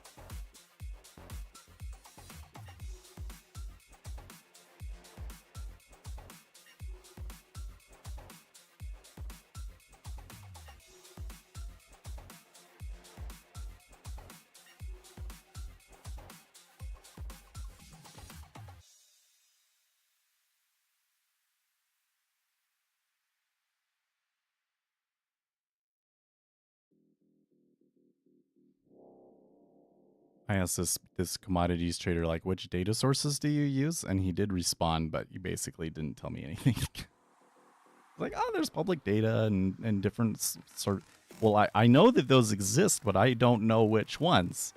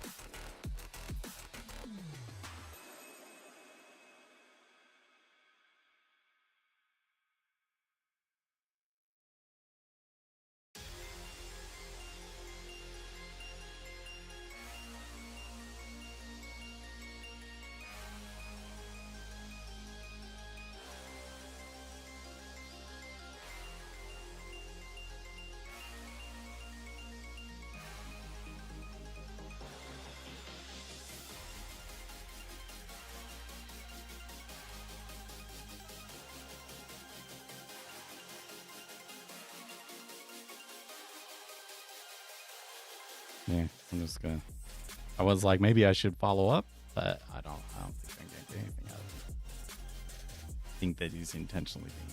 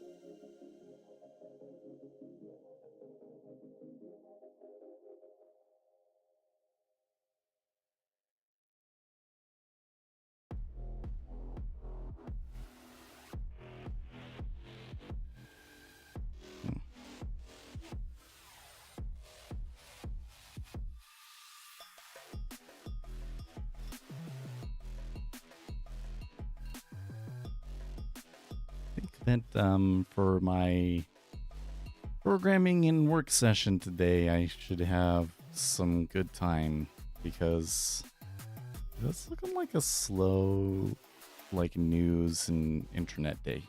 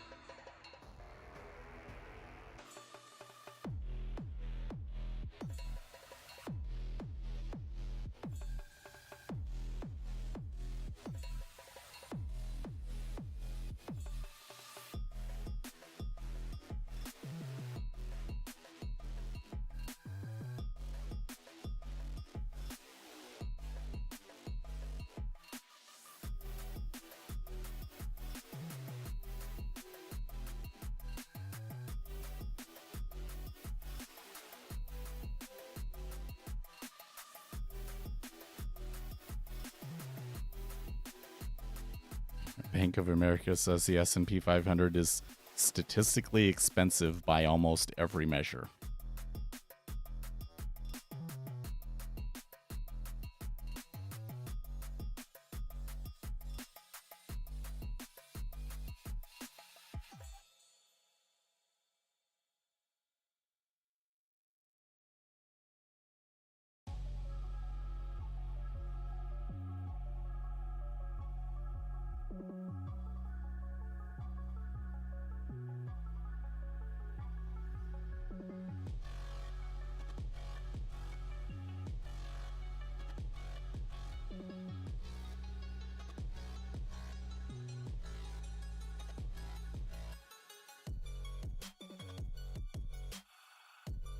Wow, what the heck? r/recruiting hell. 5 minutes into a Zoom call, the CEO told me, I'm going to go with someone younger. I'm floored. It was for an HR position. I can't imagine. That is like they're just handing them a lawsuit on a silver platter, man. Good grief. That's just wow. Well, you probably get a potential payout and you dodged a bullet. Wow.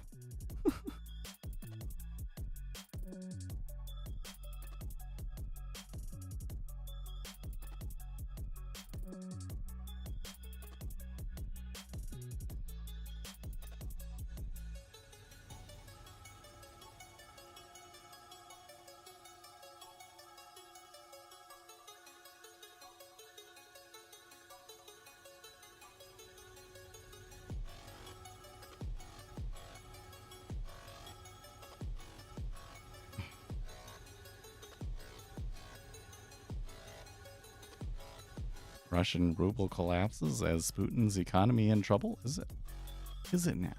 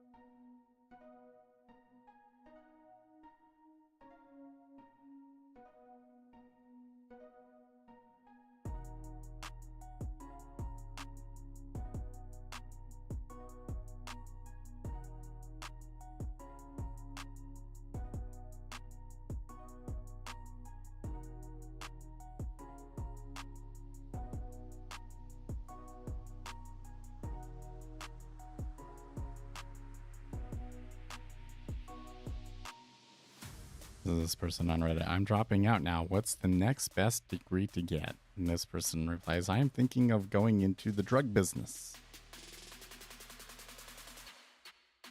Oh, maybe he means prescription drugs. Oh, okay. Never mind.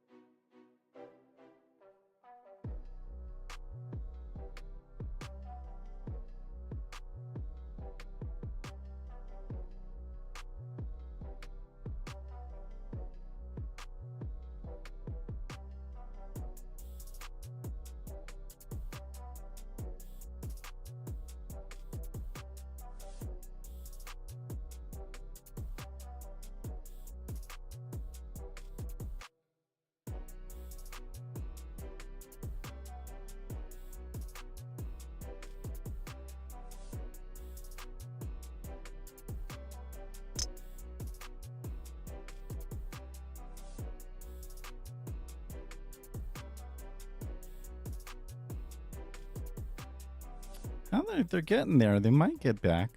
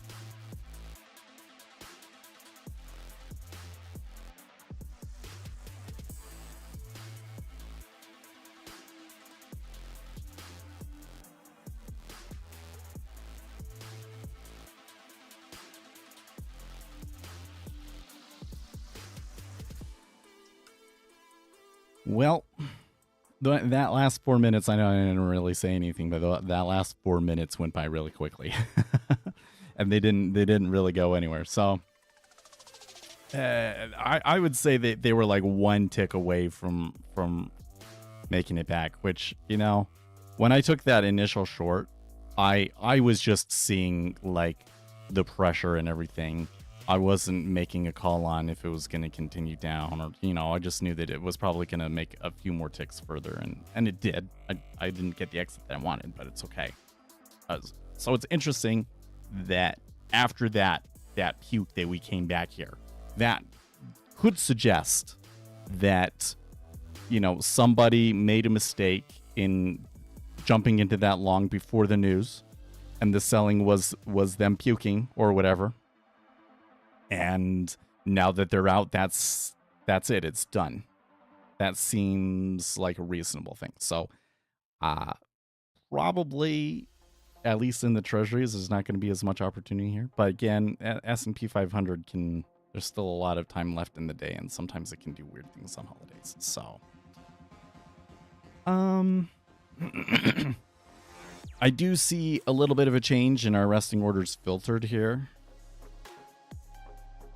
So you can kind of see how it's was like this all through this whole thing, but now it's done. So that's also a kind of giving me a screaming signal here that, or you know, the movement is probably done and that things might be a lot calmer from here.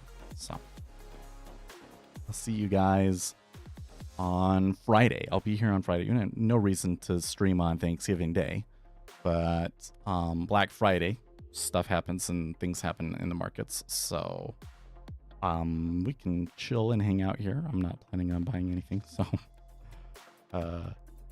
yeah, and I'm gonna go and do some programming. I will see you guys then. Stay excellent, team.